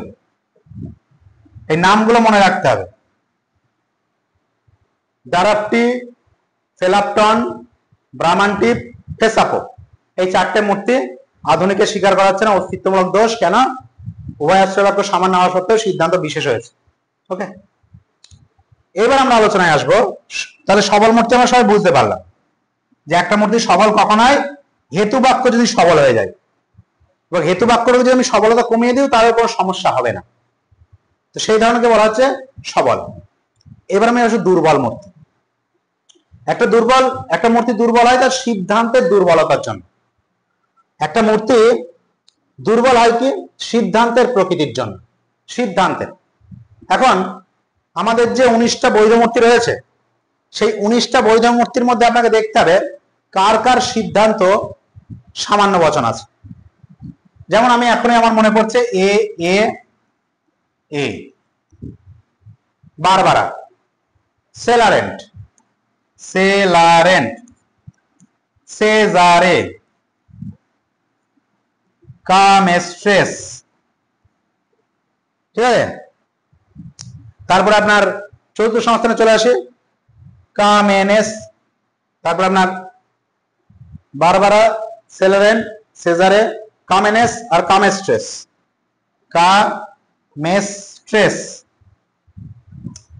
এই যে 5খানা মূর্তি আছে 19টা বৈধ মূর্তির মধ্যে, তার কিন্তু সিদ্ধান্তগুলো আপনার সব সামান্য বচন। একটু যদি ভালো করে খেয়াল করে দেখেন, আর কোন মূর্তি নেই যেখানে সিদ্ধান্ত সামান্য বচন আছে। এই 5খানা মূর্তিই রয়েছে 19টা বৈধ মূর্তির মধ্যে, যেগুলো কিন্তু সিদ্ধান্ত সামান্য বচন। এখন এই সিদ্ধান্তগুলোকে যদি আমি সামান্য থেকে বিশেষ করে দিই, তার গুণটাকে অপরিবর্তিত রেখে, তাহলে কি দাঁড়ায় দেখুন। অর্থাৎ এটাকে যদি আমি এ এ রেখে সিদ্ধান্তের গুণটাকে এক রেখে আমি যদি বিশেষ করে দিই, আই করে দিলাম, একে আই করে দিলাম, দুটোই সদর্থক। এক্ষেত্রে ই এ ইটাকে ও করে দিলাম, এক্ষেত্রে ই এ ও করে দিলাম, এক্ষেত্রে এ ই ও করে দিলাম, এক্ষেত্রে ই এ ই ও করে দিলাম। অর্থাৎ দেখুন এখানে যে আপনার সামান্য ছিল এইগুলো সিদ্ধান্ত সব বিশেষ করে দিয়েছে, তার গুণটাকে অপরিবর্তিত রেখে। কারণ একটু আগে আমি বললাম যে একটি মূর্তি দুর্বল হয় তার সিদ্ধান্তের দুর্বলতার জন্য বা তার সিদ্ধান্তের প্রকৃতির জন্য। আর আগেরটা দেখছিলাম হেতু বাক্যের জন্য, হেতু বাক্যের সবলতার জন্য একটি মূর্তি সবল হয়। আর একটি দুর্বল কখন হয়? তার সিদ্ধান্তের প্রকৃতি বা সিদ্ধান্ত দুর্বলতার জন্য। তাহলে কি হলো? এইগুলো আমাদের মেন মূর্তি 19টার মধ্যে বৈধ ছিল। এগুলোতে কি করলাম? যাদের যাদের সিদ্ধান্ত সামান্য বচন আছে তাদের তাদের সিদ্ধান্তকে বিশেষ করে নিলাম। হলো? এটা করলে দেখবেন নিরপেক্ষ নয়, তার মধ্যে প্রথম দুটো আছে আপনার প্রথম সংস্থানের, দ্বিতীয় দুটো আছে আপনার দ্বিতীয় সংস্থানের, এবং শেষেরটি আপনার আছে 4 নাম্বার সংস্থানের। তৃতীয় সংস্থানে নেই, কারণ তৃতীয় সংস্থানে আমরা জানি একটা বিশেষ নিয়ম আছে যে সিদ্ধান্তটি অবশ্যই বিশেষ বচন হবে। তৃতীয় সংস্থানের বিশেষ নিয়ম, এই বিশেষ নিয়মগুলো আপনারা ভালো করে পড়বেন। প্রথম সংস্থানে দুখানা বিশেষ নিয়ম আছে, দ্বিতীয় সংস্থানে দুটো বিশেষ নিয়ম আছে, তৃতীয় সংস্থানেও আপনার দুটো বিশেষ নিয়ম আছে, আর চতুর্থ সংস্থানে 3খানা বিশেষ নিয়ম আছে। চতুর্থ সংস্থানের বিশেষ নিয়মগুলো মানে এটা যদি এরকম হয় ওটা এরকম হবে, এরকম থাকবে, মানে একটার সঙ্গে অন্যটা রিলেটেড। আর বাকি সংস্থানের নিয়মগুলো ওরকম নাই, ওরা পরিষ্কার। ঠিক আছে? প্রধান সিদ্ধান্ত সামান্য বচন হবে, অমক আশ্রয় বাক্য সদর্থক হবে, এরকম বলা আছে, একটু দেখে নেবেন। ঠিক আছে? সংস্থানের নিয়মগুলো আমি যেটা বোঝাচ্ছি, তো এই যে সংস্থান আমরা দেখলাম, প্রথম সংস্থানে দুটো, দ্বিতীয় সংস্থানে দুটো, আর চতুর্থ সংস্থানে একটা আছে। কেমন আছে? যে এখানে আপনার সিদ্ধান্ত সামান্য আছে। এই সিদ্ধান্ত সামান্য থেকে বিশেষ করে দিলে অ্যাকচুয়ালি কোনো সমস্যা হবে না, কোনো দোষ পাবেন না। দেখুন এরা প্রথম সংস্থানে বার করুন, এ আই, কোনো দোষ হয় কিনা দেখুন। হ্যাঁ, গতানুগতিক এই প্রথাগত অস্তিত্বমূলক বাদ দিয়ে, কারণ এটা তো প্রথাগত মধ্যে পড়ছে, মানে আধুনিকের অস্তিত্বমূলক দোষ বাদ দিয়ে, আধুনিকের মধ্যে তো পড়ছে না। তো প্রথাগত যুক্তি বিজ্ঞান অনুযায়ী এটা করে দেখুন, এ আই প্রথম সংস্থান, কোনো দোষ আছে কিনা? কোনো দোষ পাবেন না, প্রত্যেকটার ক্ষেত্রে কোনো দোষ নেই। এ দুটো প্রথম সংস্থানের, এ দুটো দ্বিতীয়, আর এটা 4 নাম্বার। এটা হচ্ছে আপনার প্রথম, এটা দ্বিতীয়, আর এটা 4 নাম্বার। এই সংস্থানগুলো ট্রাই করে দেখবেন, কোনো দোষ পাবেন না, আবার মূর্তিও পাবেন না খুঁজে। সমস্যা সেক্ষেত্রে কি উপায়? খুব সহজ, বারবারা নাম হয়ে যাবে বারবারি, ওই শেষের এর জায়গায় আয় বসে যাবে। সেলারেন হয়ে যাবে সেলারন্ট, সেজারে হয়ে যাবে সেজারো, কামেস্ট্রেস হয়ে যাবে কামেস্ট্রোস, কামেনেস হয়ে যাবে কামেনোস। বুঝতে পারলাম? এই যে 5খানা যে মূর্তি আমরা পেলাম, এইগুলো বলে দুর্বল মূর্তি। আর এই দুর্বল মূর্তির মাধ্যমে যে ন্যায়গুলো গঠিত হয় তাদের বলে দুর্বল ন্যায়। তাহলে দুর্বল ন্যায় কটি? 5টি। সবল ন্যায় কটি? 4টি। বুঝে গেল? এই যে 5টা ন্যায় আমি বললাম, সেই 5টা ন্যায় এই দেখেন সিদ্ধান্তটাও অ্যাড করা হচ্ছে, সেই 5টা ন্যায় এর সঙ্গে অ্যাড হয়ে সেই মনে পড়ছে বললাম যে 24টা আছে, এই 24টা। বুঝতে পেরেছেন? এই হচ্ছে বিষয়। ওকে, তাহলে 24টা হলে প্রথম সংস্থানে আরো দুটো বেড়ে গেল, দ্বিতীয় সংস্থানে আরো দুটো বেড়ে গেল, তৃতীয় সংস্থানে একটা বেড়ে গেল, এই সরি চতুর্থ সংস্থান। এই যে দুর্বল ন্যায় আর সবল ন্যায় টোটাল কতগুলো হলো? দুর্বল ন্যায় আর সবল ন্যায় মিলিয়ে টোটাল কতগুলো হলো? দুর্বল ন্যায় হচ্ছে 4, সবল ন্যায় 4টি, আর দুর্বল ন্যায় 5টি, টোটাল হচ্ছে এই 9টি। এই 9টি মূর্তি আধুনিক যুক্তি বিজ্ঞানে অস্বীকৃত, কারণ আপনারা যদি দেখেন প্রত্যেকটি অস্তিত্বমূলক দোষে দুষ্ট। ওকে, তাহলে সেক্ষেত্রে কটি যুক্তি পড়ে থাকলো? আমরা যদি কটি মূর্তি পড়ে থাকলো, আমরা যদি 24 থেকে এই 9টা বাদ দিই, 24 থেকে আমি যদি 9টা মাইনাস করি, তাহলে পড়ে থাকলো 19টা। এই সরি 24 থেকে 9টা বাদ দিলে পড়ে থাকলো 15টা। এই 15টি কিন্তু আপনার আধুনিক যুক্তিবিজ্ঞানে স্বীকার করা হয়েছে। ওকে, আধুনিক যুক্তিবিজ্ঞান অনুযায়ী বৈধ মূর্তির সংখ্যা কটা? 15টা। বোঝা গেল? এবার গতানুগতিক যুক্তিবিজ্ঞান অনুযায়ী কটা? 19টা না 24টা? ভাইটাল প্রশ্ন। কিচ্ছু করার নেই, অপশন দেখতে হবে, অপশন দেখতে হবে। ঠিক আছে, সাধারণত 19টাই এখানে প্রেফার করে, যদি অপশনে 19 24 সব দেওয়া থাকে সেক্ষেত্রে একটু প্রবলেমের মধ্যে পড়ে যেতে হবে, কিছু করার নেই, কারণ এইভাবে কিন্তু তৈরি হয়েছে। তবে আমি মনে করি এই ধরনের কোশ্চেন করা উচিত নয় যেখানে কনফিউশন রয়েছে। আধুনিক যুক্তিবিজ্ঞান অনুযায়ী তো 15টা বোঝা যাচ্ছে, কিন্তু গতানুগতিক যুক্তিবিজ্ঞান অনুযায়ী সব জায়গায় এই দুর্বল মূর্তিগুলোর কথা বলা নেই, সব জায়গায় দুর্বল মূর্তিগুলোর কথা বলা নেই, এটা এক্সেপশন। তাই অবশ্যই 19টাই বেশি প্রেফারেবল বলে আমার মনে হয়। ঠিক আছে, ওকে। এইবার আমরা আসবো মৌলিক ন্যায় বা মৌলিক মূর্তি। মৌলিক মূর্তি, মৌলিক মূর্তি জিনিসটা কি?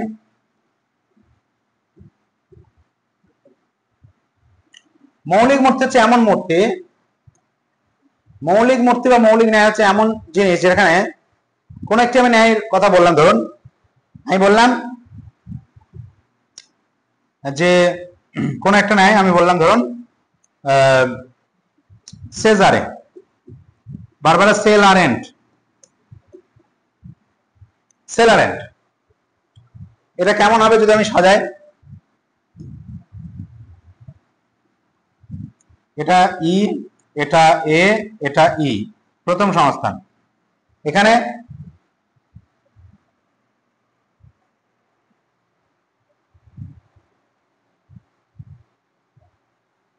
সেলারেন্ট মৌলিক মূর্তি।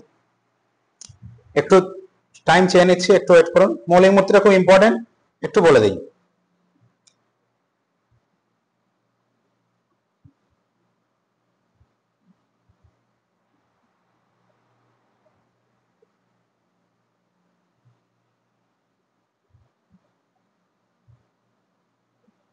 ওকে, খুবই সহজ জিনিস, একটু সমস্যা হচ্ছিল, বলে দিচ্ছি। মৌলিক মূর্তি হচ্ছে সেই মূর্তি যেখানে হেতুপদ একবারই ব্যাপ্য হবে। কি বললাম? যেখানে হেতুপদ একবার ব্যাপ্য হবে, অর্থাৎ এম বা হেতুপদ একবারই ব্যাপ্য হবে, আর বাকি যে পদগুলো রয়েছে সাধ্যপদ বা পক্ষপদ, পক্ষপদ বা সাধ্যপদ, সেগুলো অকারণে ব্যাপ্য হবে না। অকারণে মানে কি? অকারণে মানে কি? অকারণে মানে হচ্ছে, ধরুন এখানে ব্যাপ্য হয়ে বসে থাকবে, প্রধান আশ্রয় বাক্যে সাধ্যপদ ব্যাপ্য হয়ে গেছে, অকারণে হবে না, সিদ্ধান্তে দরকার হলে তবেই হবে। ফর এক্সাম্পল দেখুন, আমি বললাম এই যে ন্যায়টি, এখানে হেতুপদ একবার ব্যাপ্য হবে। দেখুন হেতুপদ কোথায় আছে? এখানে, এখানে ব্যাপ্য হয়ে গিয়েছে। হেতুপদ এখানে, এখানে আছে, এখানে তো ব্যাপ্য হয়নি, অসুবিধা নেই, তাহলে হেতুপদ একবারই ব্যাপ্য হবে। আর এখানে কি আছে? সাধ্য, সরি পক্ষ, আর এখানে যে সাধ্য, দু জায়গাতে ব্যাপ্য হয়েছে, তাহলে অবৈধ সাধ্য দোষ আর অবৈধ পক্ষ দোষ বাঁচানোর জন্য উভয়কেই আগে ব্যাপ্য হতে হবে। দেখা যাবে হয়েছে কিনা? সাধ্যপদ এখানে আছে, এখানে ব্যাপ্য হয়েছে, পক্ষপদ এখানে আছে, এখানেও ব্যাপ্য হয়েছে। তাহলে এইখানে আর এইখানে যে ব্যাপ্যটা হয়েছে সেটা অকারণে হয়নি। সাধ্যপদ আর পক্ষপদ তাদের ব্যাপ্য হওয়ার কারণ রয়েছে, যেহেতু এখানে ব্যাপ্য হয়ে গেছে। বুঝতে পারলেন? তাহলে যে সমস্ত ন্যায় এরকম রয়েছে যেগুলো অকারণে ব্যাপ্য হবে না, যে সমস্ত পদগুলি রয়েছে অকারণে হবে না, মানে সাধ্যপদ আর পক্ষপদ অকারণে ব্যাপ্য হবে না সিদ্ধান্তে, ঠিক আছে? বা আশ্রয় বাক্য অকারণে হবে না, আশ্রয় বাক্যে ব্যাপ্য হওয়ার পিছনে তাদের কারণ থাকবে। আর হেতুপদকে কবার ব্যাপ্য হতে হবে? একবার। সেই ধরনের যে ন্যায় তাকে বলে মৌলিক ন্যায়, আর সেই ধরনের যে মূর্তি সেগুলোকে বলে মৌলিক মূর্তি। ফর এক্সাম্পল আর একটা উদাহরণ দিয়ে বোঝাই আপনাদেরকে, যেমন এ এ আই, ঠিক আছে? ডিসামিস, তৃতীয় সংস্থানের ডিসামিস। তৃতীয় সংস্থান কেমন? এইটা হচ্ছে তৃতীয় সংস্থান, ডিসামিস। কি হচ্ছে? হেতুপদ ব্যাপ্য হয়েছে একবার, এই যে হেতুপদ একবার ব্যাপ্য হয়ে গেছে, কারণ এখানে হেতুপদ বসবে এবছর উদ্দেশ্য স্থানে ব্যাপ্য। আর অন্য কোনো পদ অকারণে ব্যাপ্য হয়েছে? দেখুন অন্য কোনো পদ অকারণে ব্যাপ্য হয়নি, আর কোনো পদই ব্যাপ্য হয়নি, তাহলে টোটাল ন্যায়টাতে একটা পদই ব্যাপ্য, সেটা হেতুপদ। তাহলে এটা একটা মৌলিক মূর্তি। ওকে, আরো একটা জিনিস আপনাদেরকে বোঝানোর চেষ্টা করি। মৌলিক মূর্তি যেমন ই আই ও, যে কোনো একটি সংস্থান ধরে নিন, যে কোনো একটি সংস্থান, যে কোনো, আমি ধরে নিলাম চতুর্থ সংস্থানই ধরে নিলাম, চতুর্থ। তাহলে দেখুন হেতুপদ কবার ব্যাপ্য হয়েছে? হেতুপদ কোথায় আছে? এই যে ব্যাপ্য হয়েছে, এখানে ব্যাপ্য হয়নি, দরকার নেই, এখানে তো প্রয়োজন নেই, একবারই তো দরকার হেতুপদ। আর দেখুন এখানে এখানে পি আছে, তার মানে এখানে ব্যাপ্য হয়েছে, মানে আশ্রয় বাক্য হতেই হবে। সে পি কোথায় আছে? এ দেখেন এখানে আছে, তো অবশ্যই এটা ব্যাপ্য, কারণ এই বচনে বৈভব ব্যাপ্য। আর এখানে দেখুন সিদ্ধান্তে এস ব্যাপ্য হয়নি, তার মানে আইকেও আই, মানে এটা যেখানে বসবে সেখানে ব্যাপ্য হওয়ার প্রয়োজন নেই। এটা কোথায় বলেছে? এখানে। দেখুন এখানে ব্যাপ্য হয়নি, ঠিক আছে? তাহলে অকারণে ব্যাপ্য হচ্ছে না, যেখানে কারণ, এটা কারণ ছিল, তাই এখানে ব্যাপ্যটা কেন হয়েছে? কারণ এর কারণ আছে, কারণ এখানে দরকার। এখানে হয়নি কারণ এখানে দরকার নেই, অকারণে ব্যাপ্য হয়নি। আর হেতুপদ একবারই ব্যাপ্য হয়েছে। তো এই জাতীয় যে ন্যায়গুলো রয়েছে, সেই ন্যায়গুলোকে বলে মৌলিক ন্যায়। আর এই ধরনের যে মূর্তিগুলো তৈরি হচ্ছে, এগুলো বলে মৌলিক মূর্তি। মৌলিক মূর্তি কতগুলো আছে? 15টি। মনে রাখবেন, কটা মৌলিক মূর্তি আছে? 15টি। অ্যাকচুয়ালি আধুনিক যুক্তিবিজ্ঞানে যে 15টি মূর্তির কথা স্বীকার করা হয়েছে, সেগুলোই মৌলিক মূর্তি। বুঝতে পেরেছেন? ওকে, তো মূর্তি সম্পর্কে আপনাদের একটা ধারণা গেল। এখানে অনেক কিছু আছে, একটা ভিডিও করা is quite impossible, but I will try my best to cover the whole chapter. বাকিগুলো আপনারা অবশ্যই একটু বইটা দেখে নেবেন, সেক্ষেত্রে আপনারা পেয়ে যাবেন। কপির কথা যদি কপি আধুনিক যুক্তিবিজ্ঞানে নিরপেক্ষ ন্যায়ের জন্য 6খানা নিয়ম স্বীকার করেছে। তার মধ্যে 6 নম্বর নিয়মটা বুলের যে অস্তিত্বমূলক দোষের কথা বলেছে সেটা স্বীকার করছে, আর বাকি যে 5টা সেটা গতানুগতিক যুক্তিবিজ্ঞানের মধ্যে থেকেই 5খানা স্বীকার করে নিয়েছে তার ইন্ট্রোডাকশন টু লজিক নামক গ্রন্থে। ওকে, সংস্থানগুলোর যে রুলস গুলো আছে সেগুলো একটু ভালো করে দেখে নিতে হবে। ধরুন কোনো কারণে আপনার সংস্থানের রুলস মনে নেই, কিন্তু বলেছে কোন সংস্থানে অপ্রধান হেতুবাক্য সদর্থক হবে। কি বললাম? কোন সংস্থানে অপ্রধান হেতুবাক্য সদর্থক হবে। শর্টকাট টেকনিক ভালো করে বলে দিচ্ছি, শুনে নিন, আপনার জানা নাই। কোন সংস্থানে অপ্রধান হেতুবাক্য সদর্থক হবে? তাহলে দেখুন আপনার রুলস গুলো, আপনার নিয়মগুলো মনে আছে, মানে মূর্তিগুলো, তাহলে সেই মূর্তিগুলো লিখে ফেলবেন। এ বারবারা, সেলারেন্ট, ড্যারিয়াই, ফেরিও। হাতে সময় পাবেন, তাই একটু মাথা ঠান্ডা করে করবেন। সেজারে, সেজারে, কামেস্ট্রেস, ফেস্টিনো, বারোকো। কি বললাম? কোন সংস্থানে অপ্রধান আশ্রয় বাক্য আপনার সদর্থক হবে? কোন সংস্থানে অপ্রধান হেতুবাক্য সদর্থক হবে? দেখুন অপ্রধান হেতুবাক্য, এটা প্রধান, এটা অপ্রধানের সিদ্ধান্ত, প্রধান অপ্রধান সিদ্ধান্ত। অপ্রধান হেতুবাক্য কি সদর্থক হয়েছে? দেখুন হয়নি, তাহলে দ্বিতীয় হলো না, এবং প্রথমে হয়ে গিয়েছে, তাহলে প্রথম হবে সঠিক উত্তর। এখন আপনাকে যদি অপশনে এরকম দেওয়া থাকে প্রথম, দ্বিতীয়, তৃতীয়, চতুর্থ, তাহলে প্রথমে হয়ে গেল, ভেরি গুড। কিন্তু যদি বলা থাকে প্রথম তৃতীয়, প্রথম চতুর্থ, প্রথম দ্বিতীয়, তখন কিন্তু আপনাকে আবার দ্বিতীয়, তৃতীয়, চতুর্থ গুলো একটু চেক করে দেখে নিতে হবে। ফর এক্সাম্পল আমি আর একটা কোশ্চেন করি, কোন সংস্থানের সিদ্ধান্ত অবশ্যই বিশেষ হবে? কি বললাম? কোন সংস্থানের সিদ্ধান্ত, যা চলে গেল, আবার লিখি, বারবারা, সেলারেন্ট, ড্যারিয়াই, ড্যারিয়াই, ফেরিও। তাহলে দেখুন সিদ্ধান্ত অবশ্যই বিশেষ হবে, সিদ্ধান্ত সব বিশেষ হয়নি, এই দুটো হয়েছে কিন্তু এই দুটো হয়নি, তাহলে প্রথম সংস্থান হবে না সিদ্ধান্ত। দ্বিতীয় সংস্থান সেজারে হবে না, একটা দেখলেই দরকার, সবগুলো দেখার দরকার নেই। দ্বিতীয় সংস্থান প্রথমে কি? সেজারে, এ তো সিদ্ধান্ত তো সামান্য হচ্ছে, বিশেষ চেয়েছে, হবে না। আপনি যদি চতুর্থ সংস্থানের কথা বলেন, সেখানেও আছে কামেস্ট্রেস, ডাইরেক্টলি ব্রাহ্মণটিভ কামেনেস, কামেনেস, এখানেও কিন্তু সিদ্ধান্ত আপনার কি হচ্ছে, সামান্য হচ্ছে, হবে না। কিন্তু প্রশ্ন করেছে কোন সংস্থানে, সিদ্ধান্তটি অবশ্যই বিশেষ হবে, তাহলে সেক্ষেত্রে দেখবেন আমার তৃতীয় সংস্থান হবে ডারাপটি ডিসামিস, ডিসামিস, ডাটিসি, ফেলাটন, বোকার্ডো, ফেরিসন। দেখুন প্রত্যেকটারই সিদ্ধান্ত কিন্তু এখানেও বিশেষ বচন। তাহলে উত্তরে গেল তৃতীয়। যদি সংস্থানের মুখস্থ নাও থাকে তাহলে একটু 2 মিনিট সময় নিয়ে কিন্তু আপনি ওই কোশ্চেনটা সলিউশন করতে পারবেন। আমাদের হাতে কিন্তু 90 মিনিট সময় আছে, এতটা সময় প্রয়োজন হয় না। গত বছর 1 ঘন্টা ছিল 55 নাম্বারের জন্য, এবছর 60-এর জন্য 90 মিনিট সময় আছে। হিউজ টাইম থাকবে, ঠান্ডা মাথায় ধীরে ধীরে বুঝে শুনে তবেই করবেন। কিভাবে অ্যান্সার করবেন, কিভাবে গোল করবেন, এ নিয়ে আমি ডিটেল আলোচনা পরবর্তী ভিডিওতে আপনাদের সঙ্গে আলোচনা করব। আর যারা মনে করছেন এই কোর্সটি নেওয়া খুব দরকার, কারণ লজিকে পিছিয়ে রয়েছি বা খুব কম সময়ে আমি টোটাল সিলেবাসটা কমপ্লিট করব, তাদের জন্য কিন্তু ভীষণ গুরুত্বপূর্ণ হতে চলেছে এই 600 কোশ্চেন। আপনার জীবনে এই যে সামান্য টাকা আমি ধার্য করেছি, সেটা কিন্তু চাকরি পাওয়ার কাছে কিছুই নয়।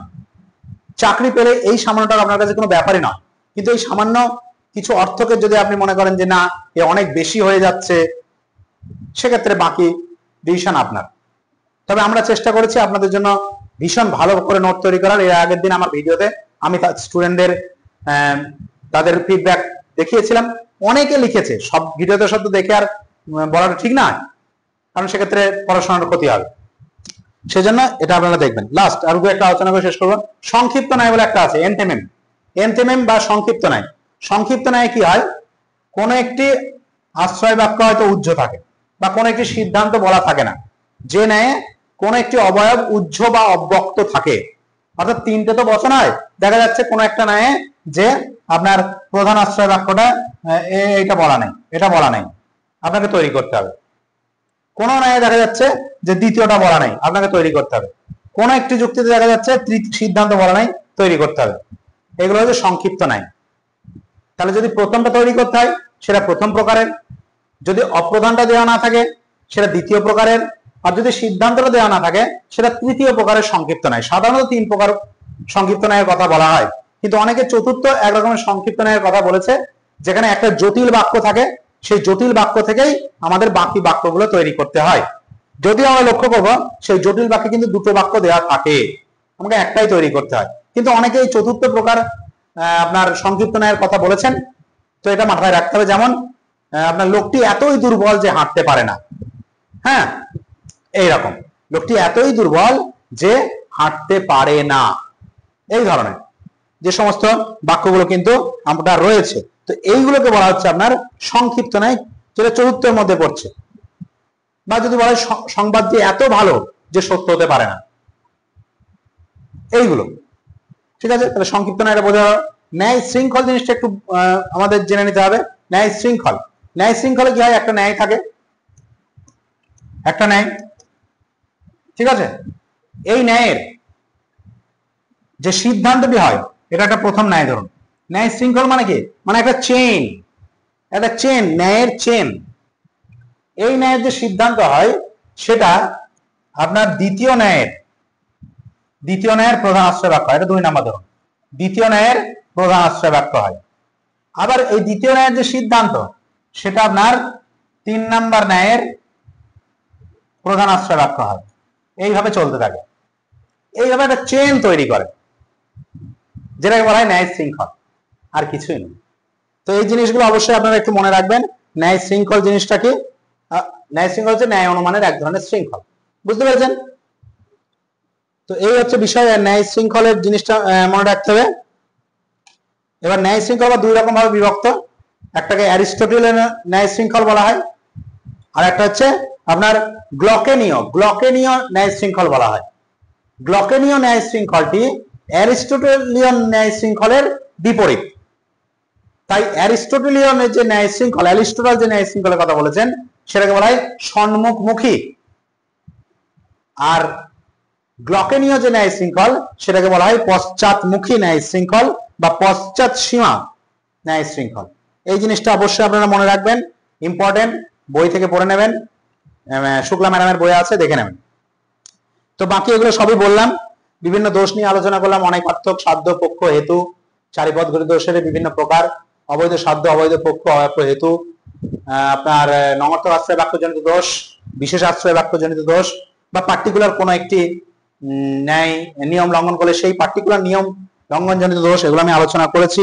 ন্যায় শৃঙ্খল, সংক্ষিপ্ত ন্যায় বললাম, সংস্থান, মূর্তি, সবল, দুর্বল, মৌলিক মূর্তির কথা বললাম, হ্যাঁ, নিয়মগুলো আলোচনা করলাম, ন্যায়ের প্রকারভেদ প্রথমে বলেছি, এছাড়াও গঠন বিভিন্ন নিয়ে আলোচনা করলাম। তো এই ছিল মোটামুটি ন্যায়ের উপর বিভিন্ন ক্লাস। এগুলো ভালো করে দেখবেন, ভালো করে পড়বেন, এবং এর থেকে ছোট ছোট কিছু সম্পাদ্য উপপাদ্য আছে, আপনাদের পরীক্ষায় দেবে না, কিন্তু সেগুলো জাস্ট প্রথমটা জেনে নেবেন। ফর এক্সাম্পল, এ বচন কেবল প্রথম সংস্থানে সিদ্ধান্ত হতে পারে। প্রশ্ন করতে পারে যে এ বচন কেবলমাত্র কোন সংস্থানে সিদ্ধান্ত হতে পারে, শুধু এটুকুই চাইবে, আপনাকে ব্যাখ্যা করতে বলবেন, শুধু ওইগুলো একটু জেনে রাখবেন। এ বচন কেবলমাত্র প্রথম সংস্থানে, বারবার, মানে এ আর অন্য কোথাও নেই।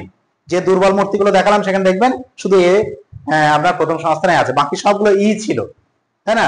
মানে ওই যে দুর্বল মূর্তি থেকে যেগুলো আমি সিদ্ধান্ত থেকে বিশেষে নিয়ে গেলাম, ঠিক আছে? তাহলে এ বচন কেবল প্রথম সংস্থানে সিদ্ধান্ত হতে পারে, এরকম আছে।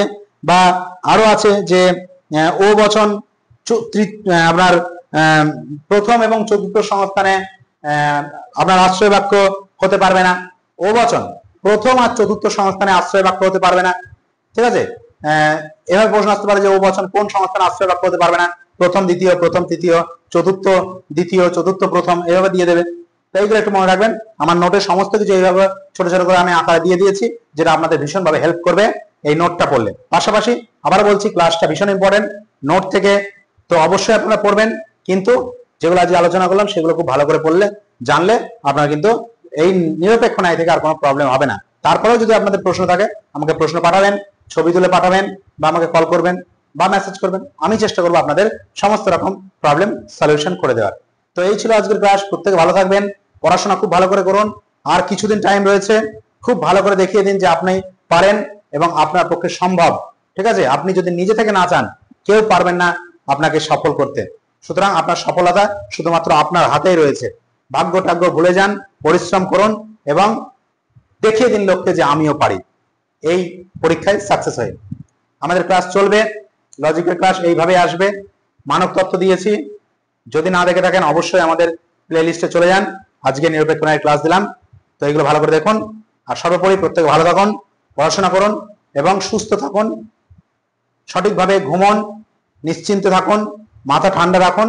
এই টাইমটাই অনেকেই ভুল করছে, মাথা গরম হয়ে যাচ্ছে, কিছু মনে রাখতে পারছে না স্যার, হ্যান ত্যান। তো কেন মনে রাখতে পারছেন না, এই বিষয়ে আমি আপনাদের সলিউশন দেব আগামী ক্লাসগুলোতে। তো অবশ্যই আপনারা যদি যাদের প্রয়োজন এই 600 এমসিকিউ বা 600 কোশ্চেন অ্যাকচুয়ালি, সেটা নিতে পারেন, বাকি আপনাদের ব্যক্তিগত ব্যাপার। তো প্রত্যেকে ভালো থাকবেন এবং আপনাদের প্রত্যেকের সাফল্য প্রতিবারের মতো আমি আবারও কামনা করছি। আপনারা সাকসেসফুল হন, আপনারা জীবনে প্রতিষ্ঠিত হন এবং আপনি আপনাকে আপনার সমাজে একজন যোগ্য ব্যক্তি হিসাবে প্রতিভাত করুন। ভালো থাকবেন, সুস্থ থাকবেন, নমস্কার।